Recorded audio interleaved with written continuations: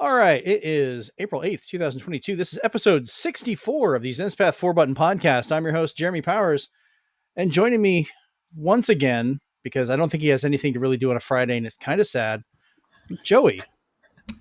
Hello.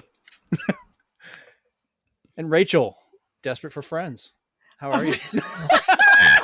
Wow. Jesus. Just Hmm. goodbye, everybody. I'm dead now. Jeremy over here killed me with that insult. Damn, sir. God. I can only talk to real Barbecue. people via podcast anymore, so whatever. Oh, well, Friday night barbecue is what it really is. Truly, Jeremy over here barbecuing her feelings. I'm glad you're feeling better and you've joined us again. That's why we missed you last week. God, I didn't even bring the hot sauce. Wow. I have plenty. Oh, man. It's good to be back, though. It's good to be back. This is our third episode in a row. Don't get used to this, kids. It's going to be once every other week because I have a life. I have to do other things. But damn it, there's been so much to do. We just had to do 3 in a row. So there is just so much going on. So much happening. A lot. And we're going to find out about that. Rachel, since you've been gone for a little bit, we haven't got to talk. Why don't you let us know what you've been doing? Well, let me tell you, I have not been up to much. I'm still playing Xenoblade and Immortals Phoenix Rising. That I'm still playing periodically when I have time. But I did the other day when I just randomly booted up my PS3 and I was just like, you know what? I want to play the Jak and Daxter stuff. And I just was like, let's play the Jak and Daxter stuff. And I was like, hey, I had a hankering to play the Daxter game that happens before Jak 2. And I was like, well, damn, I don't have my physical copy anymore. And I said, but I remember I had purchased a digital copy like a long time ago. And for whatever reason, when I had to like reset my PSP, it just disappeared from it. And I was like, but it's still in my PS3 library, so I can just transfer it over. Nope. Can't do that. So I was just like, well, gosh, diggity darn. But because of that, I started playing some stuff. That was the best. Gosh diggity darn. Gosh diggity darn. Yes, I started playing stuff on my PSP again, like, Crimson Gem Saga, which if you haven't played is a good little RPG, and it's actually pretty hard to find now. Anytime I see a PSP RPG that I don't own that is not a strategy RPG, I just buy it. I'll have to send you a list. I've found a couple of weird ones over the years I've picked up that I haven't played too much of, but I'm curious to know if they're ones that you're aware of or be interested in. I will send you. Are you not a strategy RPG fan, Rachel? Not really. I played like the Disgaea games a little bit when I was in high school, but I just don't. Pretty dude. I'm just not. I'm not a strategy RPG person. I don't know. I'm just that turn-based RPG is so inground into me that it's like anytime I see something that's on a chessboard, my brain just goes, no thanks, and completely checks out. But I also I streamed some Monkey Island today in celebration of the announcement that we're going to talk about later. Yes, that's awesome. And that was fun. At the beginning of my stream, I just kind of leaned back and just was like, I'm just going to enjoy this intro music for a little bit because the intro music is just so good. And there's a story behind why I think it's so good as well, which I will save for our Monkey Island discussion later. Yay. But because I haven't been playing games as much these last couple of weeks, I've been doing a lot of reading. I've kind of picked up some series from like my childhood that I'm like, I'm going to reread these now. So I'm rereading the Children of the Red King series, which is kind of like magic school meets mutant school kind of thing for kids. So it's a little bit of X-Men, a little bit of magic school. All these kids have these like really kind of cool powers and abilities. Some of them like controlling the weather. Some of them, the main character's ability is like he can visualize and hear the memories of pictures. So whatever was going on around the time that picture was taken, he can witness it. Interesting. And later on he goes on to develop that ability toward paintings. So, but it's like a 7-book series. I remember reading it growing up, getting the books from the public library, and I was like, you know what? These were really good. I'm going to reread them. So I have them all on my Kindle now. And my mom is rereading them too. But I also, of course, am trying to slowly get through all the Percy Jackson stuff because of the new show that is going to come out on Disney Plus at some point in the future. And then another book series called Vampirates I'm going to start too, which is exactly what it sounds like. Vampire Pirates. Yep. And my takeaway from this is, do you share a Kindle with your mom? Yes. Kindle account with your mom? That's so wholesome. My girlfriend and her mom do that too. It's very sweet. Yeah, we share a Kindle account. We share most of our like streaming subscriptions. Like she pays for Netflix, I pay for BritBox, I pay for Hulu, she pays for Acorn. Like we just kind of pick and choose which like streaming service that we want to, pay for, and just share all of the passwords with each other. And she actually messaged me like right before we started recording and was like, "What are you doing?" I'm like, "I'm recording a podcast." And she goes, "Okay, cool. Later, I want to tell you about this show I'm watching that I think you're really going to like." And then like earlier today, I got an email from this like book,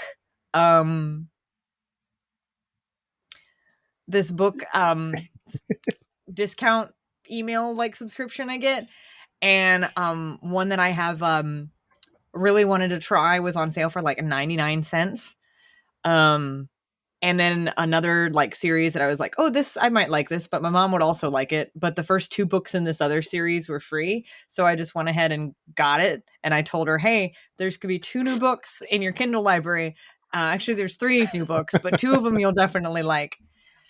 And she was like, "Okay, cool." And she's like, "Oh, yes, I've been wanting to read these. They were free." And I go, "Yeah." She goes, "Wow, thank you." And then just went on her way to start reading. Incredibly wholesome. Yeah. And thank you for reminding me about the other show that I've been watching, Jeremy, but I'll let you talk about it and I'll commentate.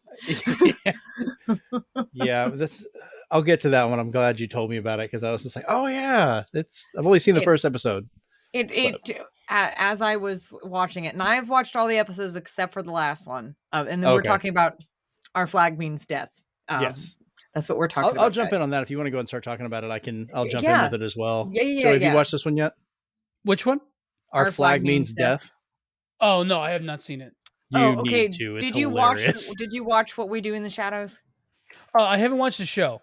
Okay, so basically same vibes, but with pirates. Mm-hmm. So, but it's good. I'm the second to last episode made me mad. It's okay, but it made me mad. So now I have to wait a little while to watch the last episode of the season. But it gave me, watching the show gave me the same feelings that the What We Do in the Shadows series gave me when I first started watching it. And then it also gave me the same like feeling that playing Monkey Island for the first time gave me. So I was like, okay, this is a good show. I wish there was more TV shows like this. But I just enjoy these because it's that many more inside jokes Amanda and I get to have with each other. So if I'm just frustrated about something and we want to leave, I'll just look at her and go, "Bat!" Bat! Yes, basically. I am going to be cosplaying Nadja at MegaCon this year. Oh, nice. So me and my friend Russ are going to do Nadja and Laszlo. So we'll be sure to take tons of pictures and I'll send them in the Discord. So it's going to be find yourself a good photographer or invite me if you're desperate. Well, Russ is a photographer too, so he'll figure something out. All right. But if you want to come, you can. I'll try to. I know I'm going to be going to Dragon Con this year, so I will be there for that. I probably won't make that one this year. I'm trying to ease my way back in to the con scene. So I don't know if you guys can hear it, but we have like wind whipping around like crazy above me. Okay, cool. Got some good noise canceling. Yeah. No, this microphone's been the bomb since I've had it since I started podcasting. I apologize if a really loud motorcycle goes past my house. Didn't hear it. Oh, they haven't we yet. All but think we hear stuff that's not being recorded. Yeah. Oh, that's good to know. Until we just start ignoring it, and all of a sudden, like we have an episode just full of noises. We're like, "Oh, we thought we couldn't hear it." Like, This is the ambient track. That's what Yeah. we're trying to do. We're That'll be the special episode. we're secretly a ASMR show, but it's just car noises. Hey, I live in Chicago. That's my life. Somebody will sleep by that. Trust me. Honestly. Oh man, that's funny. All right, Joey, you want to go ahead and let us know what you have been doing? Yeah. So I have a really good segue into your section, Jeremy. So Awesome. so when I finish, I got a good segue into yours. Okay. To this. So first of all, let me finish. But no, Oh, so yeah, wow. I've been not a whole lot of life stuff, but just playing some games from last episode that I did with you. I was playing Rune Factory 5, so I finished up playing that and I started 4. okay. And now my girlfriend has started playing that. And then I'm in a farming sim arc. So now I started Story of Seasons Friends of Mineral Town, which is the remake of the GBA and PS1 game. And I also just got this. I'm like unwrapping it as we speak. Oh, nice. Rune Factory. Which one is that? That's the first one. Oh, on the It DS. was really hard to find this for a good price, and I hope it's not like bootlegged or fake. But For those watching, if you're wondering why can't she read that, it's perfectly clear. The system we're using to record will make it grainy. It'll make it grainy for us because it'll prioritize audio while we're streaming, while recording the video locally. So while you're looking at the video and it's nice and clean, we don't get to see that. I apologize. My vision is not that bad. Yeah, it's just the pixels. Right. Those damn pixels. So yeah, I'm in a farming sim arc. Once I finish up the games I'm playing, I'm going to jump back into those and go through them. Also doing my Phantasy Star replay because Super RPG Friends, which we do every Thursday nights at 8 p.m. EST. We're playing Phantasy Star 4. Plugs out. Getting all these plugs out, which hopefully I will not need plugs, but we'll never know. One of these days I'll have a Thursday night off again and I'll be able to hop on the show if you guys want me. Hell yeah. One of these nights they'll invite me. No, you know what? Actually, I'm glad that you guys brought this up because for this season, we're pretty much going to try to keep it with very light on guests unless someone physically can't be there. So this is our experimental avant-garde season. So here we are. We're just a prog show now. But yeah, so I'm in my Phantasy Star replay. I want to rep this shirt for that. So I finished Phantasy Star 1, the Sega Ages version, in one sitting. So it took like 5 hours. Jeez, Joey. But that you know what? The Sega Ages version is really, really easy. It splits random encounters almost like 2.5, like almost like more than double. So there's less than half random encounters. Right. Your XP and your money gets cranked. It's just you could just roll through the game. You never have to stop or grind. Yeah, it's the super chill mode. The super chill mode. I just want to enjoy the story. Let's go. Right. And I this story that's like 6 lines of dialogue. But yeah, that's a lot of text for back then. True.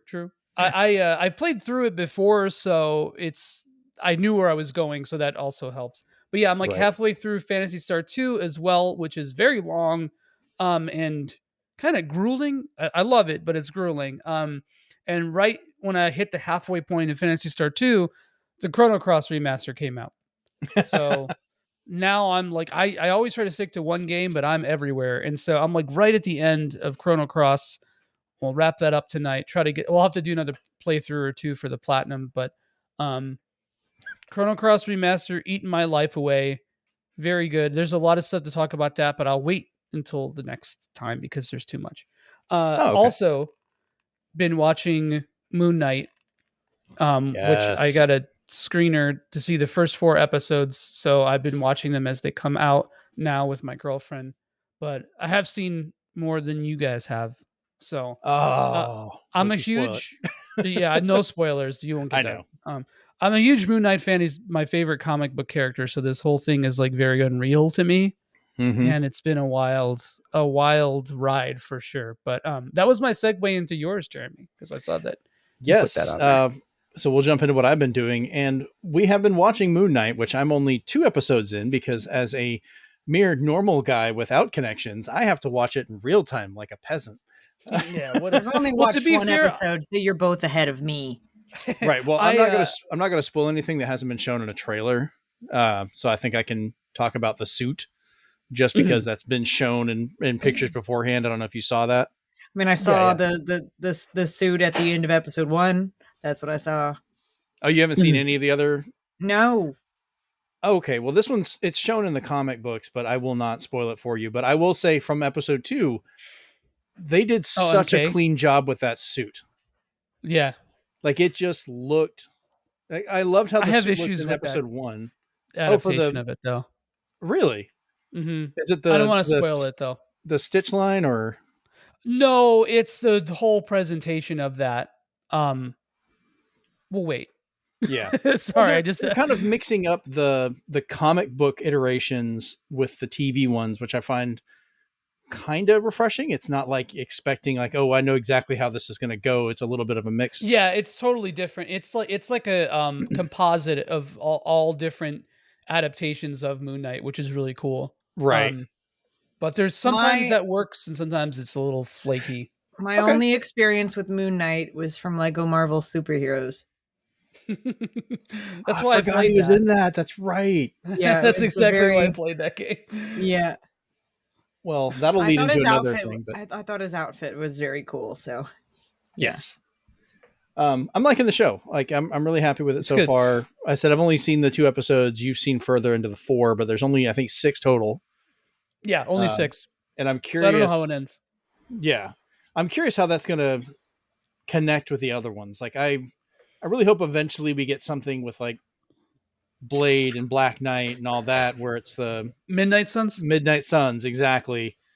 Because he kind of fits into that. It's more of the Yeah. spiritual and the nighttime, fighting werewolves. That's what he started off with. Yeah, he started off as a antagonist to Werewolf by Night in 1975. So Well, kind of one old. fun thing, Rachel, I didn't even know about this until I found out today. There's QR codes that show up while you're watching the show, and if you actually scan those, they have digital copies of different comic books of Moon Knight that you can read on your devices, like his first appearance and stuff like one that. They is put the Werewolf whole by Night, issue yeah. on there. That's cool. So- One thing that's wild. Yeah. One thing about what you said, the crossover stuff. So the way Mhm. that Disney is working now is that they're trying to not sign actors for long contracts anymore. Right. And one of the Thank you, Robert stipulations, Downey Jr. yeah, one of the stipulations to Moon Knight that when Oscar Isaac joined on was that he wanted to not have a contract. So what Disney does is that they provide really good experiences for the actors, really good working conditions, and a buttload of money, right? Right. Try and So entice him to stay. so yeah, and I think that like he seemed to like from all the press releases and what he said about the show and like his role, you could even see it in his performance. I think he had a lot of fun, man. I think he was like this was a good role for him. So I'm guessing that the show will probably drop some small teaser that may or may not tie into everything else.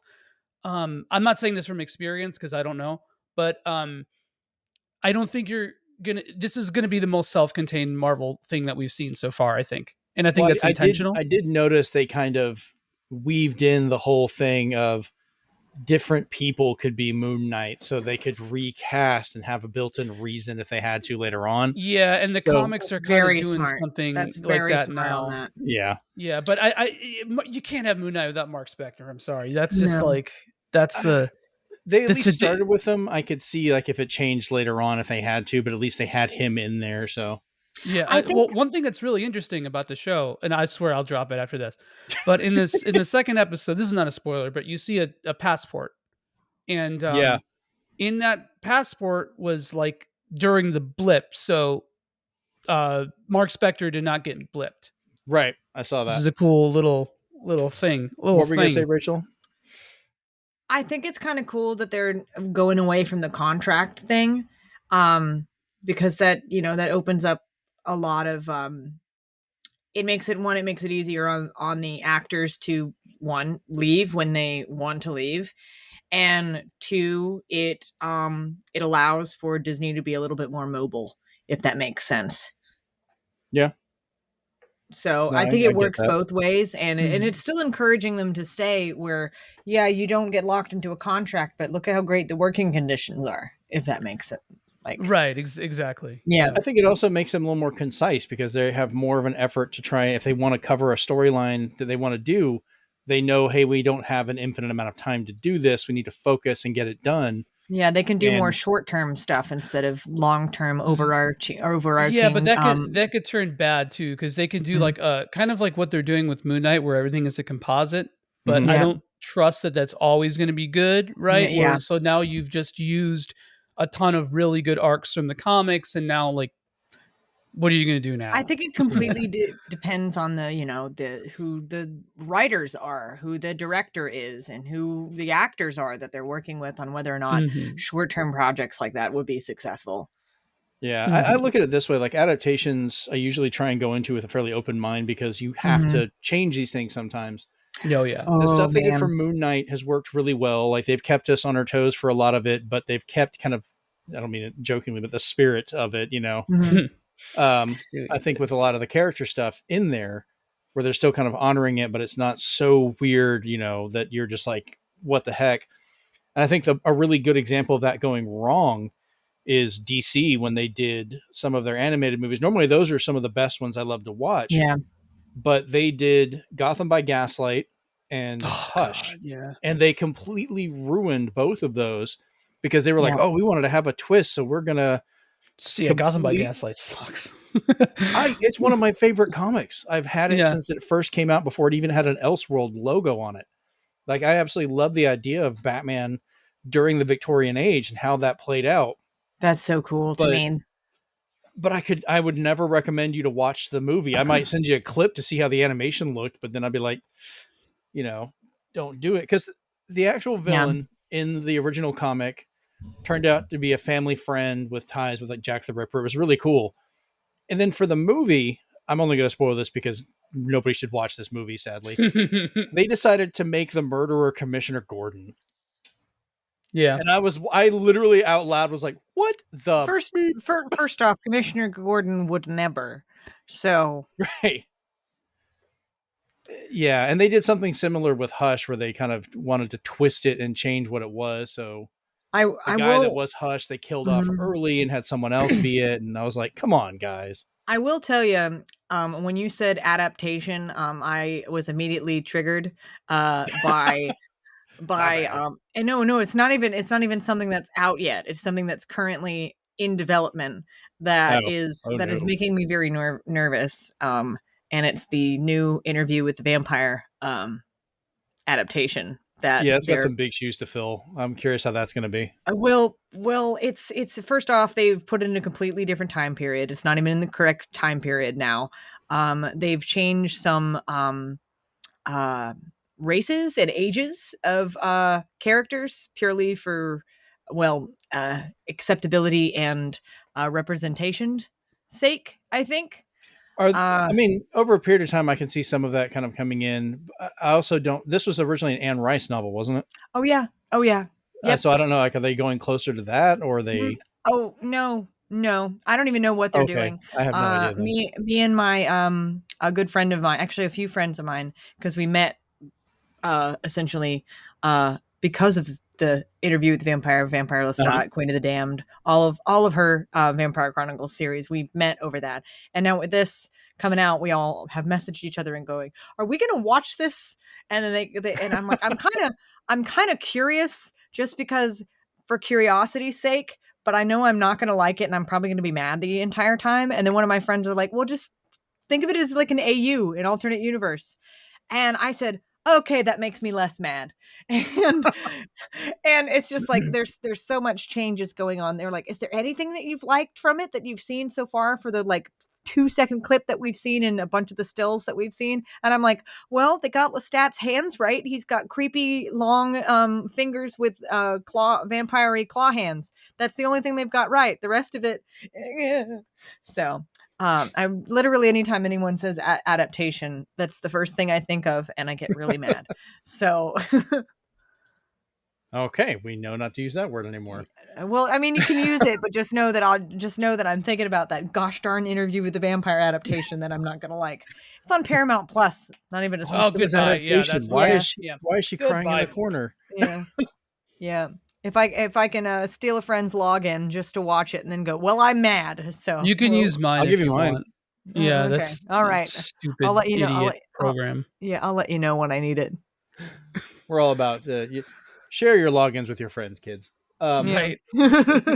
So the last show I've been really focusing on recently, and I believe you've been watching this one as well, Joey, because we mentioned we will be talking more about this lovely series later on. But Picard, Yep. I've Just been watched the recent episode, like before this. we're what Amanda and I are watching it right after the show. So Nice. yeah, so while I've got this exporting and uploading and all that fun stuff, we'll be cranking up Picard to watch episode 6, I believe is the next one that we have to watch. Which I enjoyed the first season. I understood it was a little bit slower because of how it was and the meaning of what everything going behind it. But this season's been a lot more jumpier. Like you can be like, oh, okay, cool. Patrick Stewart's not dead. This guy's still running around doing stuff. Like he's still, it makes me hopeful. The day that man dies will be a very sad day indeed. Oh, that's why he dies in like all movies that he's in now, because like just to soften the blow. Right. Honestly, it's preparing. That's what it's doing. I almost now. cried in Logan because I was like, no. Yeah, dude, no, that was powerful, man. That scene in Logan. Oh, damn. Because he had that moment of clarity and he was all sad and just, I was like, good God. Yeah. Well, that man's just a legend. Yeah, no, when he dies, I will be sad. And when Dame Maggie Smith dies, I will also be sad. Yes. That's McGonagall, right? Mm-hmm. She's a classy lady. I remembered. Yeah, that woman I think she'd still punch somebody. Oh yeah, no, she would absolutely punch someone right in the nose if necessary. And she was also the grandma in Downton Abbey, if that's more your thing. Oh, it's good. It's good. Oh. But we'll talk a little bit more about Star Trek later on because you have some news for that, which I know Joey and I will try and rein ourselves in. Rachel might have to be like, calm down, you two. Pull back, stop. But the one thing I have been playing, I will go into a bunch. Lego Star Wars, the Skywalker Saga. Nerd. I don't care. I have been playing this so much. I've decided to go ahead and pick it up. It came out Tuesday. And you get to pick, like they have the 3 trilogies.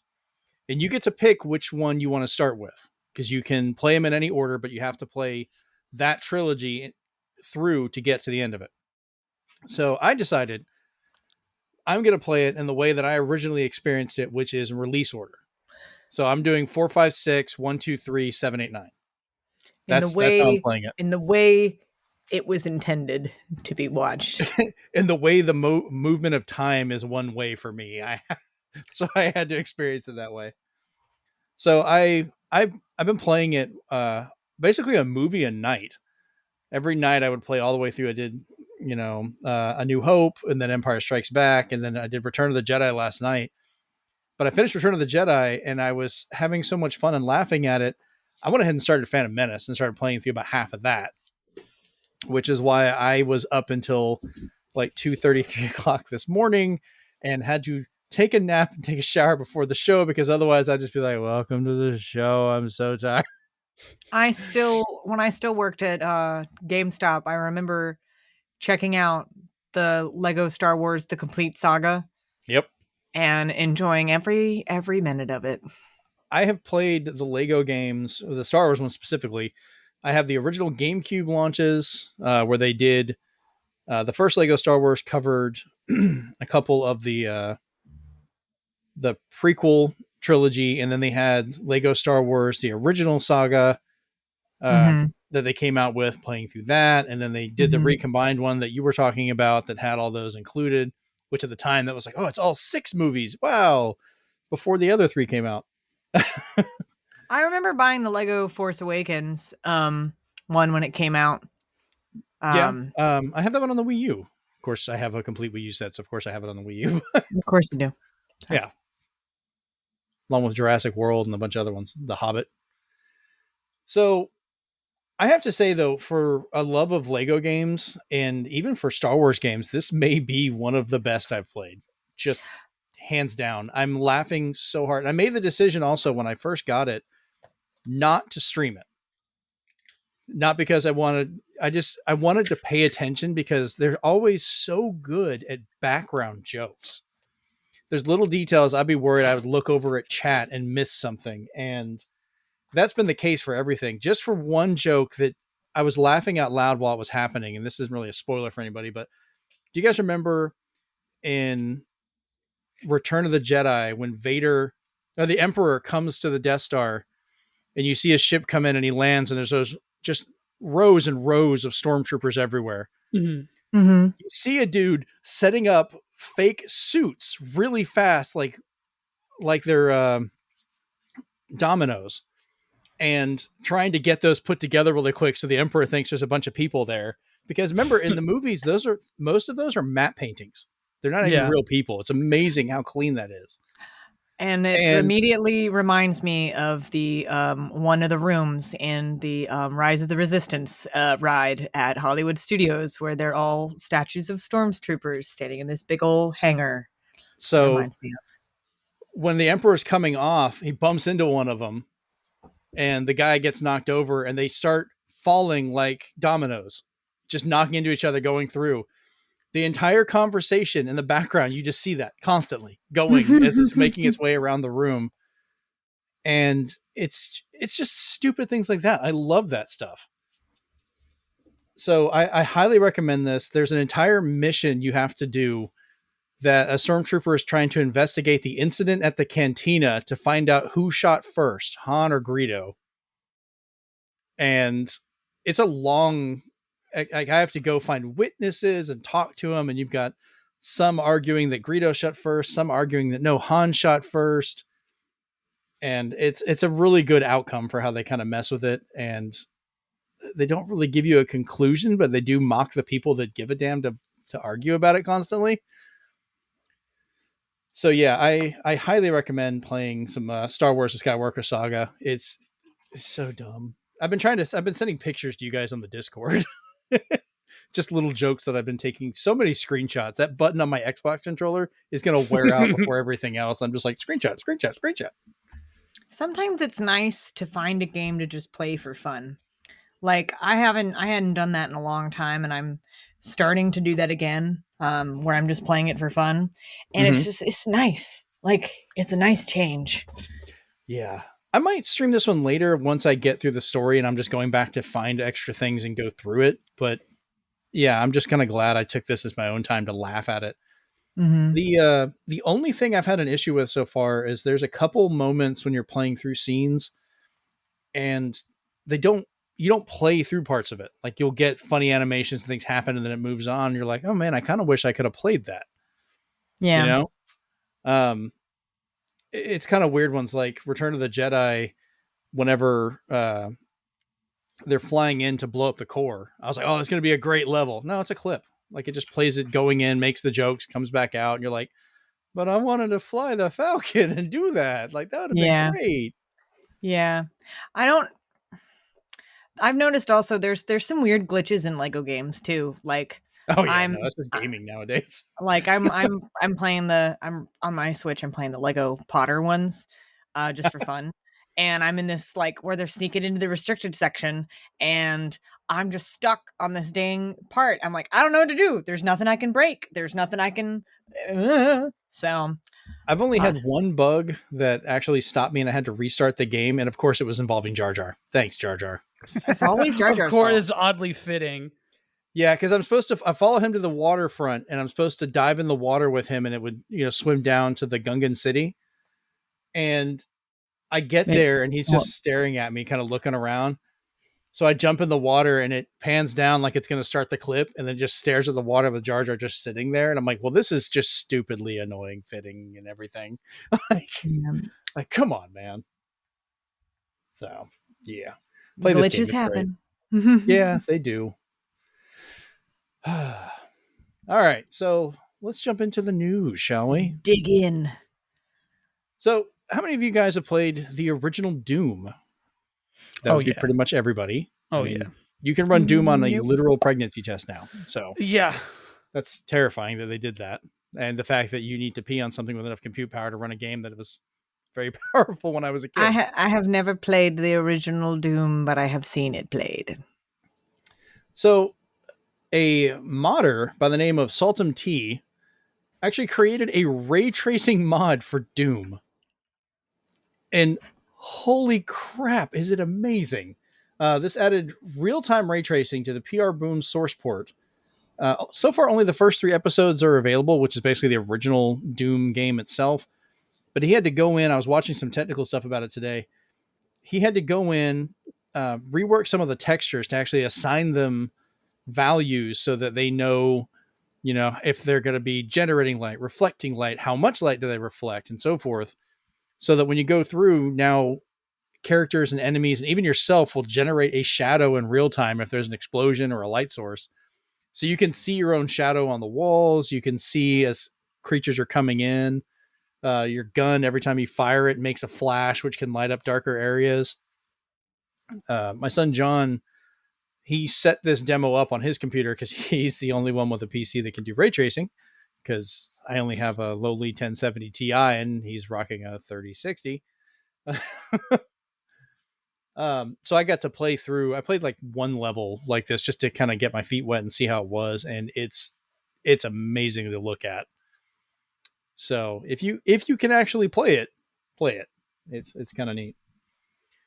Now, something I wouldn't recommend you play, but you can look at as a weird generic thing from the early 2000s, late 90s. A 2001 unreleased demo for Gex Jr. has leaked online. Big Gex fan right here. Let me tell you. Gex classic. Gex 64 is on my list, which reminds me. Oh, nice. So we don't have an answer if this is supposed to be a younger Gex, a son of Gex, or just a kid-focused Gex game in the series.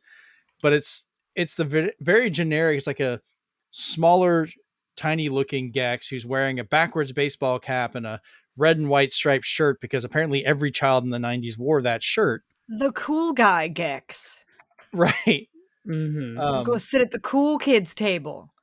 With the apple juice box.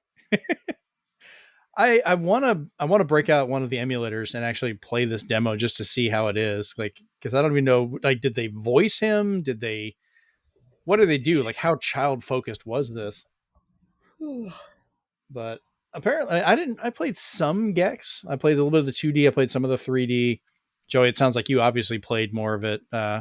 Rachel, you Gex at all? I remember playing some of it. I haven't obviously finished it, but I want to say I played some at a friend's house. I played a lot of 64 games at a friend's house. And fitting. Yeah, I never. Well, that's more for our discussion later. So. You can say I've had Gex. Oh God, Joey. I'm the dad here. Those jokes are supposed to be mine. I can prove I've had Gex. I have kids. Oh, okay. No. That doesn't confirm anything. Goodbye. Or deny anything I'm either. leaving now. Rachel's like, I'm out. Imagine just having kids for the clout, just for that reason. I had a coworker, the name he had for other people's children, because he didn't like kids. And he was like, oh, everyone's taking him around and showing him off. And I'm not going to say the full term, but he basically would look at him and go, quit showing off your blank trophies. I was like, wow. Like, what is wrong with you, man? Let me just say I collect platinums. Just saying. All right, we're moving on. So from one bad joke to what sounds like it should be another, Activision Blizzard removes the requirements for employees to be vaccinated effective immediately in what is a stupid and dangerous move. And just to join in on it, Riot Games decided to do the same thing, but we'll cover these as we go across.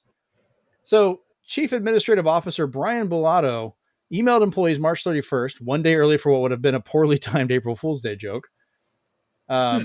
And as an excerpt from the full email stated, quote, effective immediately, employees no longer need to be fully vaccinated against COVID-19 in order to return to the office. Employees are planning, and should have actually by this time, because they were doing it on April 4th, have done a walkout in protest about this move. With ABK Workers Alliance, which is a group working with the workers for Activision that they kind of formed, made the following statement via Twitter. Quote, due to the new RTO policy around no longer mandating vaccination requirements in regards to the ongoing pandemic, a group of ABK employees will be conducting a walkout on Monday, April 4th at 10 a.m. Pacific Daylight Time. We have 3 demands. 1, an immediate reversal to lifting the vaccine requirement. 2, remote work should be offered as a permanent solution. And 3, the decision to work remote or in office should be made by each individual employee. And this has come to light, I think, a lot with COVID-19, with everything going on with it, that a lot of these people's jobs are not affected whatsoever if they do them from home or do them in an office. Like, you don't have to be there for what they're working on every time. And I think employers wanting to encourage people to come back to the office is just more of a control thing than anything else. Yeah. And it's like, and a couple people that I know, their companies have now gone fully remote. They're only required to come into the office for like big, really super important meetings that should not be done virtually. And they have apparently, according to their bosses, have saved so much money that I don't understand why other employers aren't willing to follow the same model, other than the reason for, control. In some instances with like gaming companies, I understand perhaps why, because there's like certain things that are on servers there that they don't really want people to have access to at home, but Right. But that's because in the if you work for a government contractor or a military contractor or whatever, and you work from home, you have to have like a specialized connection with a special laptop that can only do certain things. I get that to a point, especially with like you're talking military secrets and stuff like that. But this is game development; like they can find ways to do that. And I mean, exactly, people have been doing this for movies, for a long time. That's the only reason we still have Toy Story 2, I think, because one of the animators had a server at her house, and she was off on maternity leave. And when somebody deleted the movie like an idiot, she had the only backup. So, like, it's beneficial, people. Yeah, and they it's like I said, I think it's mainly a control thing.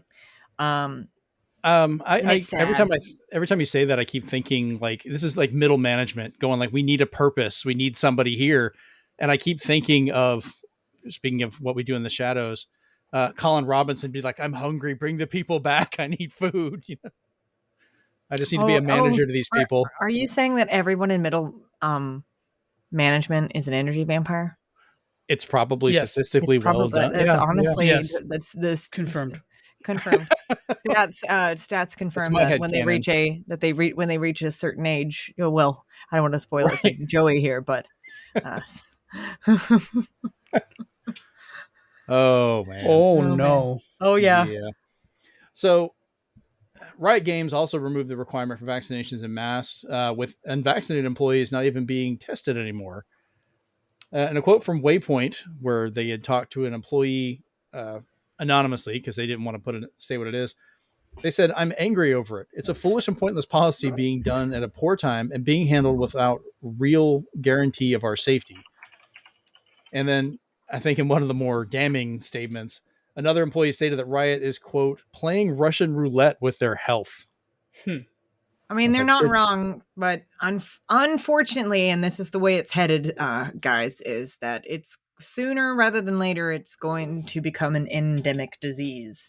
It's basically already an endemic disease, which means it'll be like the flu. We have to deal with it. And it's having a longer repercussion for a lot of people than the flu does, but I think a lot of people are just done stressing about it, which on some level I understand, and it's but unfortunately it's just one of those things that I'm just like, I guess we're just gonna have to deal with it now. I mean, with Amanda's job, it's it's a constant thing for her. She's still seeing everything that's going on with it and having to deal with it personally. So it's, yeah. It So, sucks. yeah, let's leave that really sad and depressing news of corporate stupidity. And Rachel, why don't you tell us what else is happening? Something good, something glorious. Something that I personally But before you never. do, you need to go find the beard, find a banana, combine the two, and use that to talk about this next story. Honestly, I wish I had really well, I mean, I could put a feather in my hair. There we go. That'll get you the clout to get in there and talk about there it. There we go. No, if I was explain where this joke went, because people are like, what is wrong with this man? Okay, so Ron Gilbert has announced that he and David Grossman are returning to make Return to Monkey Island this year in 2022 after so long. So the game is going to take place directly after Monkey Island 2, LeChuck's Revenge, while sidestepping the 1997's The Curse of Monkey Island ending, but not removing it, just that it kind of happened between the two titles. So it's kind of a it goes A Secret of Monkey Island 2, LeChuck's Revenge, this game, Return to Monkey Island, and then everything else. That's kind of, I think, how they're planning on having it go. Gilbert stated on Twitter that Curse will remain canon to the overall Monkey Island plot. So it's going to be published by Devolver Digital and developed by Turbo Toy Box. Gilbert and Friends development house that recently made Thimbleweed Park. If you guys want to check out the kind of teaser trailer for it, it's not much, but at least it kind of gives you an idea into the art style that they're doing for it, which is very reminiscent of the Monkey Island 1 and 2 like special edition ones. It just looks very clean and just crisp and really beautiful. So it's very short, and it's got a pretty skeleton lady playing some very good music on it. And I love the Monkey Island games. I love them so much. And I started streaming the first one again on my Twitch today purely because this was announced. But where's that Twitch? It's twitch.tv/outrageous. It's OUTRACHEOUS. But I just played it for about 2 hours today. So if you're listening, you can go check that out. I would appreciate it. And, any follows and subs I get from that. There you go. But I didn't even get into these games because like I continue to stay interested in them because I love pirates. I love Pirates of Penzance. I love the campy pirate movies from like way back in the day. Like I love that vibe. So this was the same kind of adventure-y pirate vibe from that. That's why you love Sea of Thieves so much. That's exactly. I was just going to say that. I was waiting to. I was almost going to say that verbatim. Yeah, I love Sea of Thieves precisely because it's the same vibe. And also, I need to join you in that again.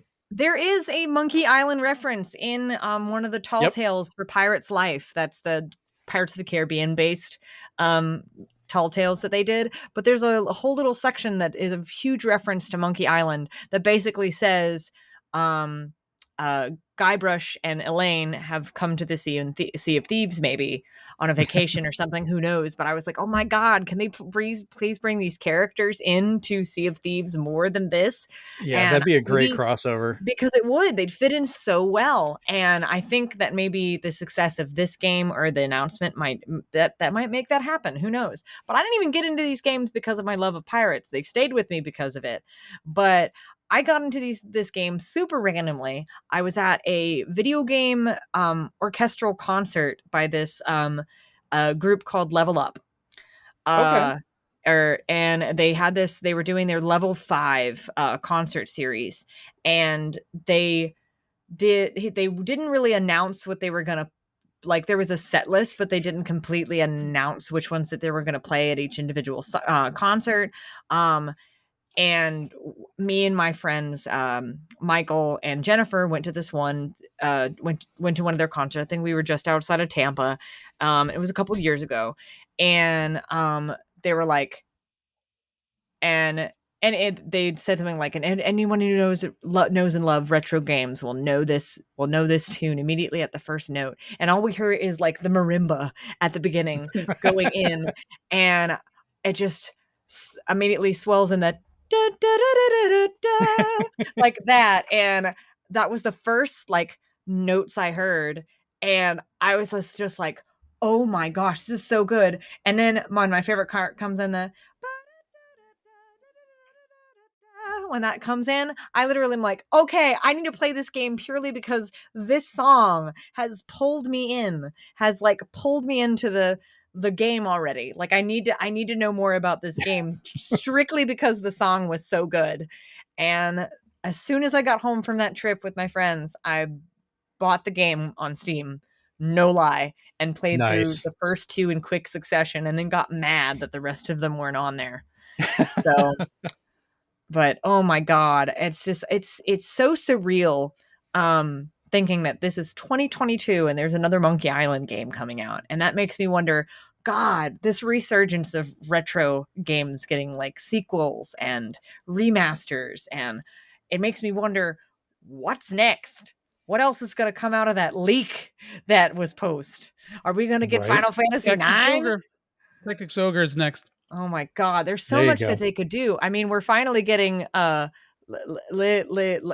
alive, Live Alive, yeah. live alive. That we're finally getting Live. that. Yeah. So who knows what's next? If Monkey Island can make a comeback, really, honestly, anything could. So I'm surprised they managed to actually pull the license back from the dark, evil hands of Disney. Because once they bought LucasArts, they were just like, well, this is ours. We're going to just hide it away here. Yeah. It's like, I think can I please have my game back so I can make one? I think what happened is they realized, maybe they took all of it at the time because they were like, oh man, we can make a series out of this, which honestly it would be kind of cool. This is an animated television series. That would be kind of cool. But Well, I think the only reason they took it is because when they bought up all of Lucas for Star Wars, it was just a casualty of war. They pulled all of that in when they grabbed it. So, but who knows what'll come out of this? Like it might truly make a comeback because these kind of point and click games they are making a comeback, like surprisingly. Yeah, I'm surprised more of them don't get made. Like I'm not a big fan of mobile gaming, Mm-hmm. but I mean, it screams a cell phone game, like where you can use the screen to touch and move things around and do it. I don't even see that many ports of the old games. Like those should be great on there. Yeah, to they're run. all on. I would love it. They're all on Steam. There's tons of point and click Yeah. adventure games that are like from my childhood that I think would be very good on mobile devices, these included, the others being the entire library of Her Interactive's Nancy Drew games. The Mhm. only one that was on tablet, which was on iPad, which is The Ghost of Thornton Hall, and it didn't sell very well, and they just hadn't put any more out. But I think if they did a complete collection, I'd buy it just so I could play it on the go if I wanted to. They had a series that they did of these that they released, like Sam and Max and a lot of those that came out on the Wii. The Wii actually became a good home for those, and the DS got a couple of really good ones too because they had the idea, they had the platforms. They just did. kind of And went away again. Gosh, the episodic Monkey Island games came out on the Wii. Yeah, they're on Xbox Live and on the Wii itself. Yeah, they're on Steam now too, thank God, because originally they were just on Xbox and Wii. So one last bit for this before we move on to the next story. Dominic Armato, the voice of Guybrush Threepwood, is returning to be the voice once again. That's thank awesome. God. So, I love that. I wonder if they're going to get the same lady that played Elaine back because she was good too. I don't know. I think they had to change her out once before. If you have an interest on the Monkey Island games or just the LucasArts games in general, if you go over to another podcast, Retronauts, they did a whole series about each of the games where they had a couple of them talk about it, and they go into depth about them, and they're really great to listen to. I highly recommend going back and finding those from Retronauts. I think you'd really like them as well, Rachel, because they talk about the development of the games, the way the stories went, changes for voice actors, what had to happen for certain ones. Yeah. It's fun. And it is fun. It is fun. But and also if you just really love campy pirate movies, it's good. Like it's very Pirates of Penzance and the Pirates movie. And if anyone went to Busch Gardens in the early 2000s, the Pirates 4D film with Martin Short and Leslie Nielsen that nobody probably remembers but me. It's all on YouTube. It's wild. I need to watch that just for Leslie Nielsen. I will send you the link.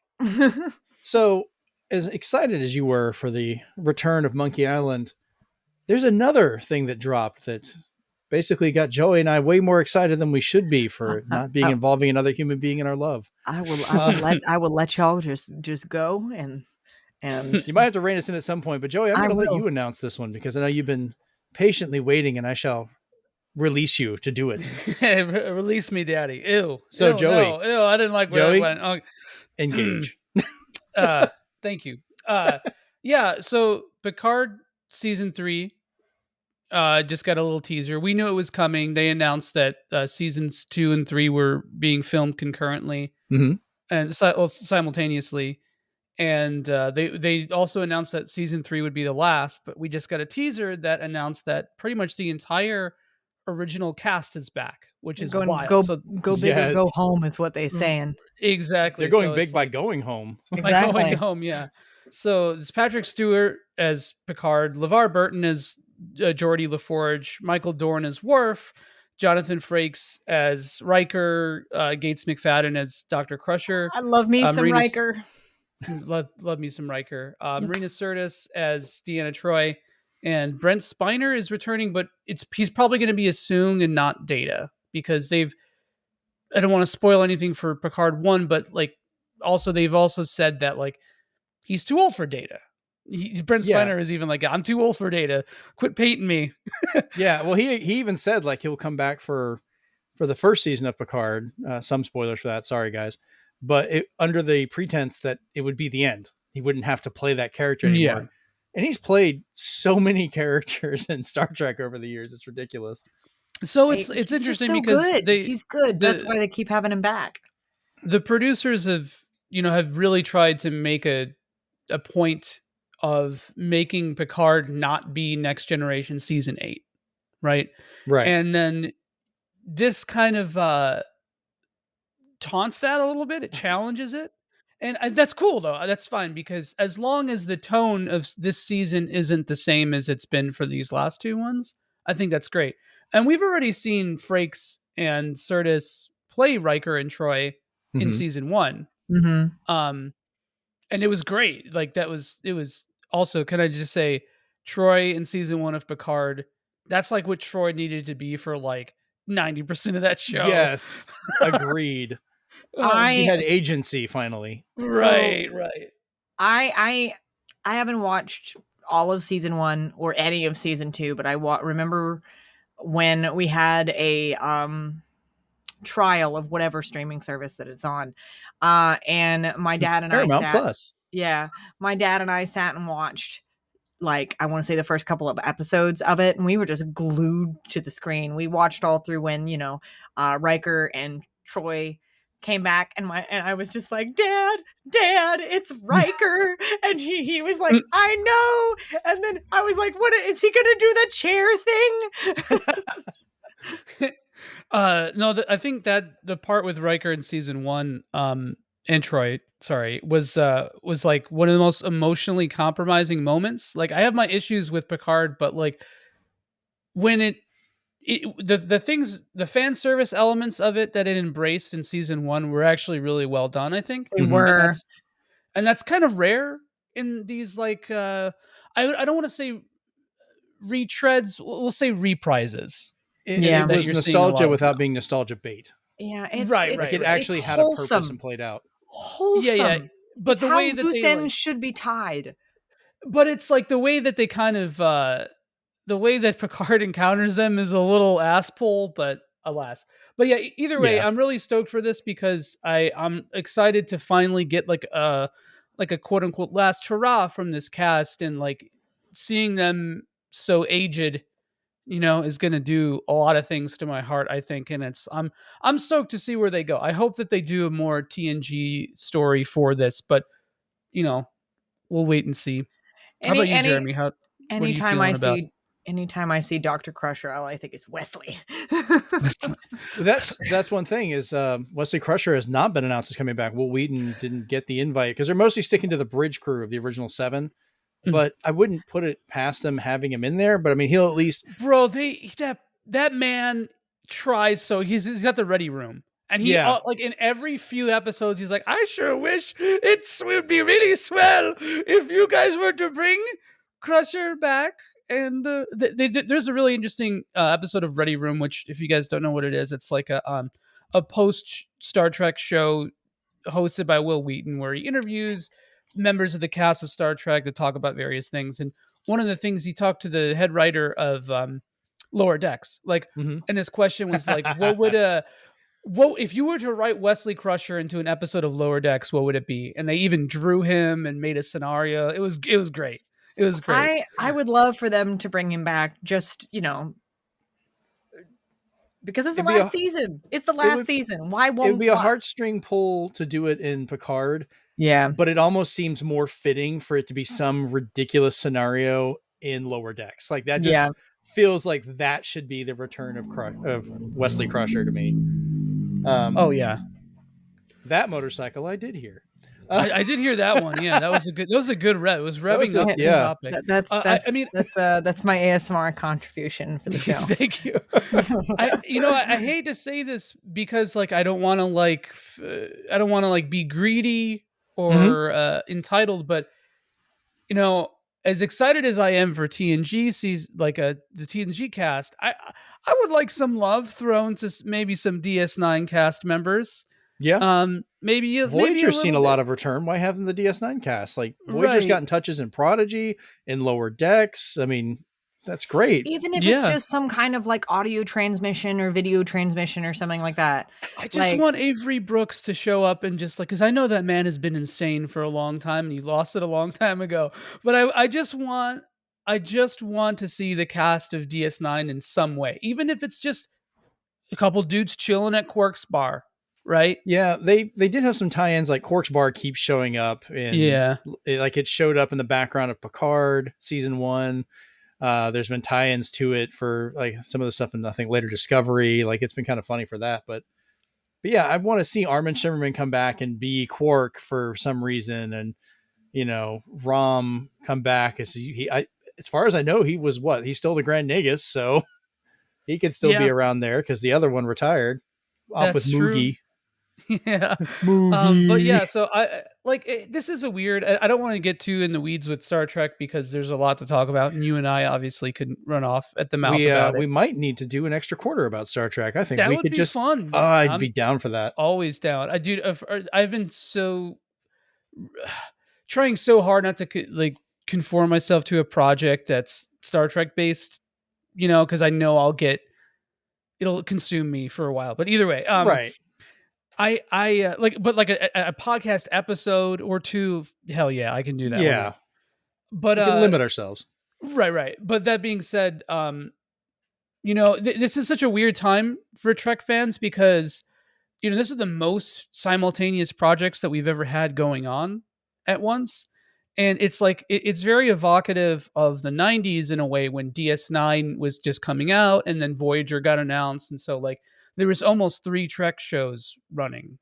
It was a year short of being 3 Trek shows, but there was so many things there, and there was the movie, the original cast movies, TNG, DS9, and then right after was Voyager. And then, there was a lot of franchise fatigue during that time, but that didn't really come till later, I would argue. But during that golden age or whatever, this is very evocative of that. I don't think the shows are quite nearly as good as it was back then, but I'm still grateful that we're getting so much damn content. Yeah. Right? I will go out here and I will make this declaration. It's my own view. I'm not making Joey agree to this. I'm not making Rachel agree to this. I think every single Star Trek series is good. I agree. I 100% agree. You may not like every part of it, but every one of them has a connection to each other and an importance to somebody. If it may not be you, somebody, it's important to them. I liked Enterprise. I really enjoyed it. I hated when it had to go off the air. Um, I it's like Enterprise more than but it was Voyager. great. Oh, I love Enterprise. My favorite thing about Enterprise is one of the main dudes is from Panama City. Oh yeah, that's right. Pensacola, Trip, yeah. yeah. But Trip, basically, he's basically from Panama City though, because and we get blown off the map. Yeah, good for you. He name drops my hometown, so I was just like, I remember watching that show, and when that particular moment happened, I'm literally like beating up my father with my hand because he's like, "Ow, yes, I heard." I was Where's always the joking. Chicago I was like, representation? so they finally, Chicago showed up in a couple episodes. I think Kirk went there back was in time there was an episode, yeah. Kirk let a woman die back there. But like it's like Pensacola, Panama City area, like that all got mentioned. It's like, oh, cool, we're finally in Star Trek, and then they burn it from space, and I'm like, oh, that explains how the future's gotten so much brighter. They literally just cut Florida off. Yeah. They're like, oh, we're done with this. Well, the Zindi did, I guess, but yeah. The Hey, look, if you had to go out, the Zindi finally caught the DeSantis stuff centuries later as the transmissions went out. Went, nope, cut it off. belated but acceptable.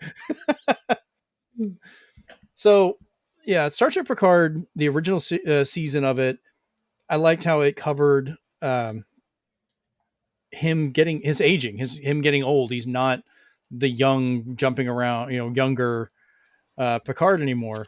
Which, if you want a sad thought, Will Wheaton is the age now that Patrick Stewart played Picard originally. It's so crazy. Just so you can let that sink in of how old we've gotten. Time moves on, stops for no one.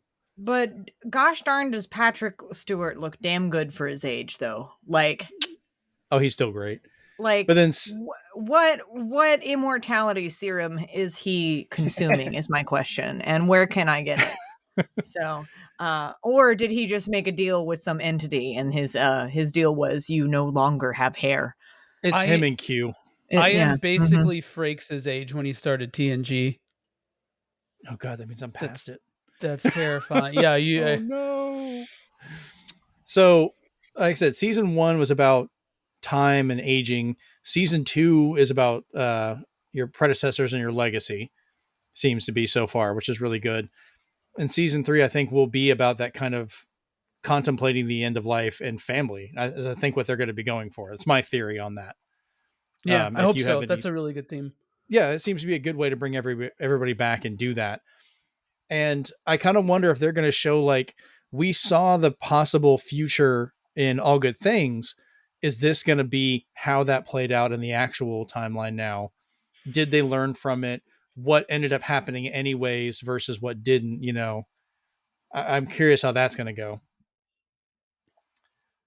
Because the stuff with Data, he kind of had that jacket and stuff on that he had in All Good Things, where he was the professor working at the college.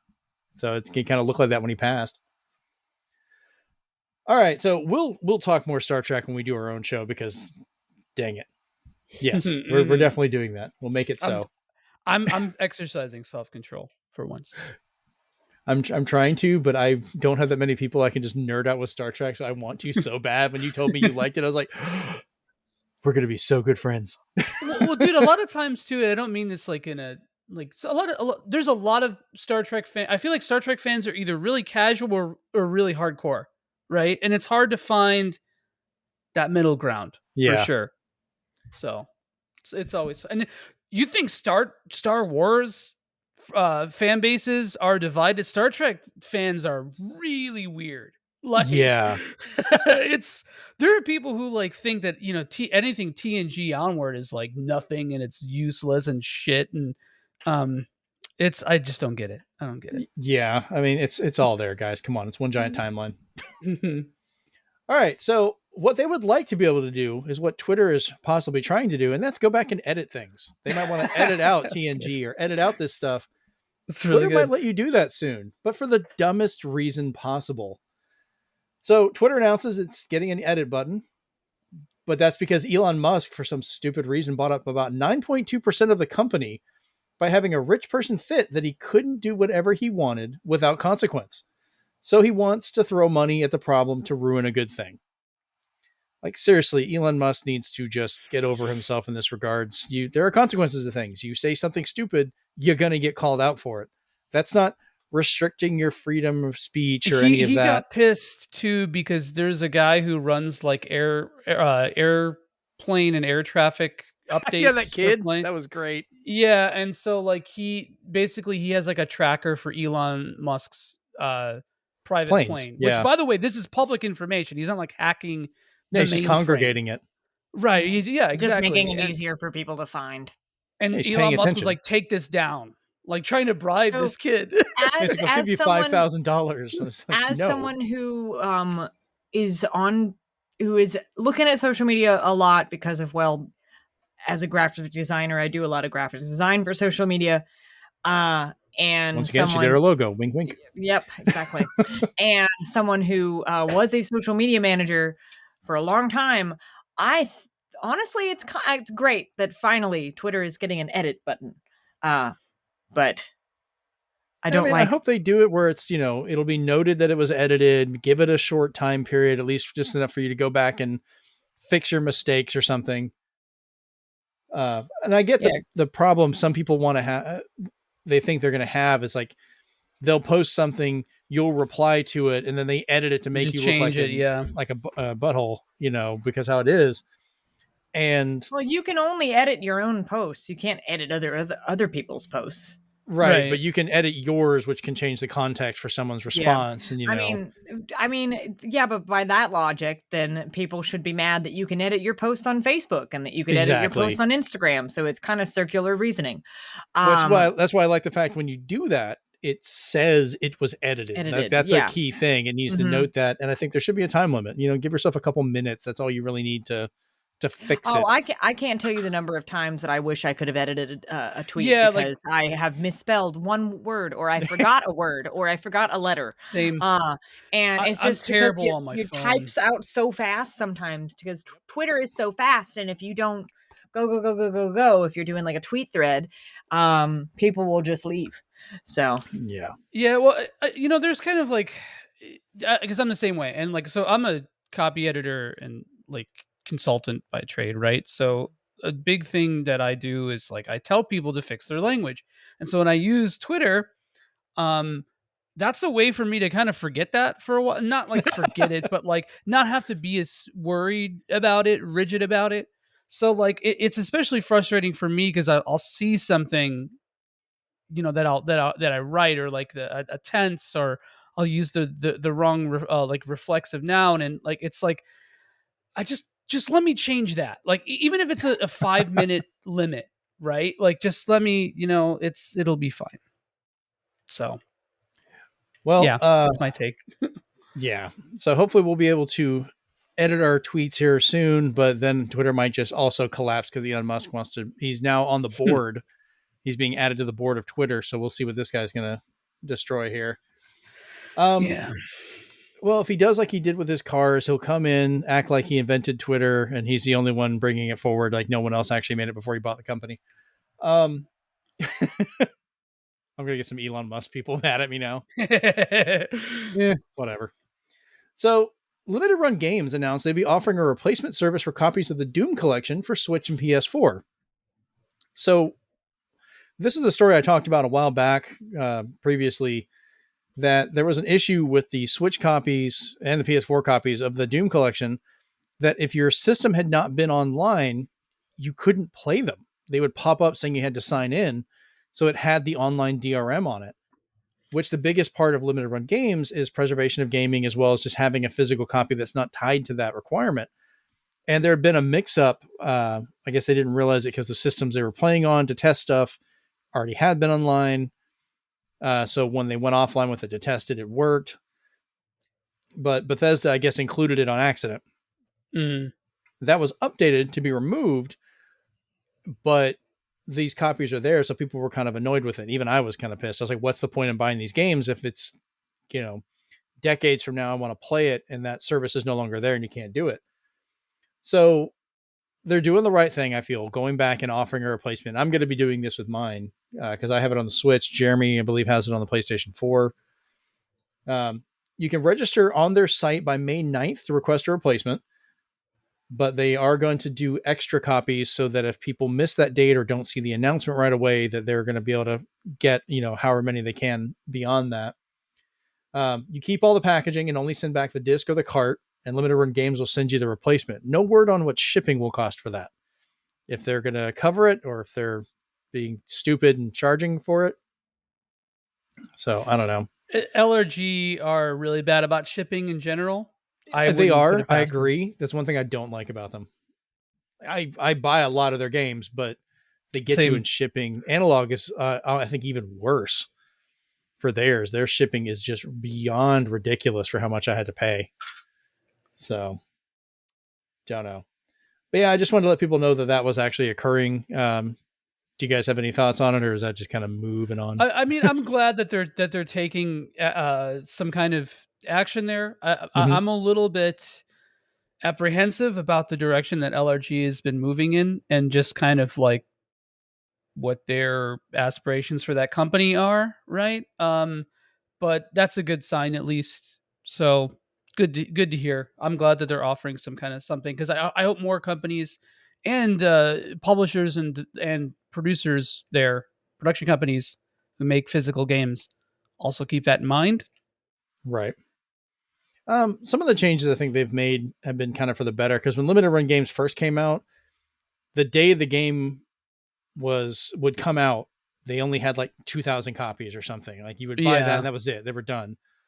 And they moved away from that. So people are getting the game. It's taking longer to get the games, which with the, shipping delays and other stuff going on, I've had at least one game that took me over a full year to get it.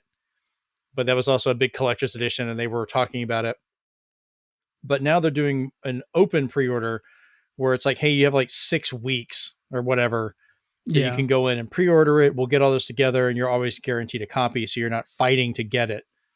So it's the trade-off. People complain that they're slow, but at least you're able to get it, Yeah. I missed out on a lot. Time isn't my issue with it. There's a lot of other stuff. That's a big topic, actually. Yeah. One day we'll broach that.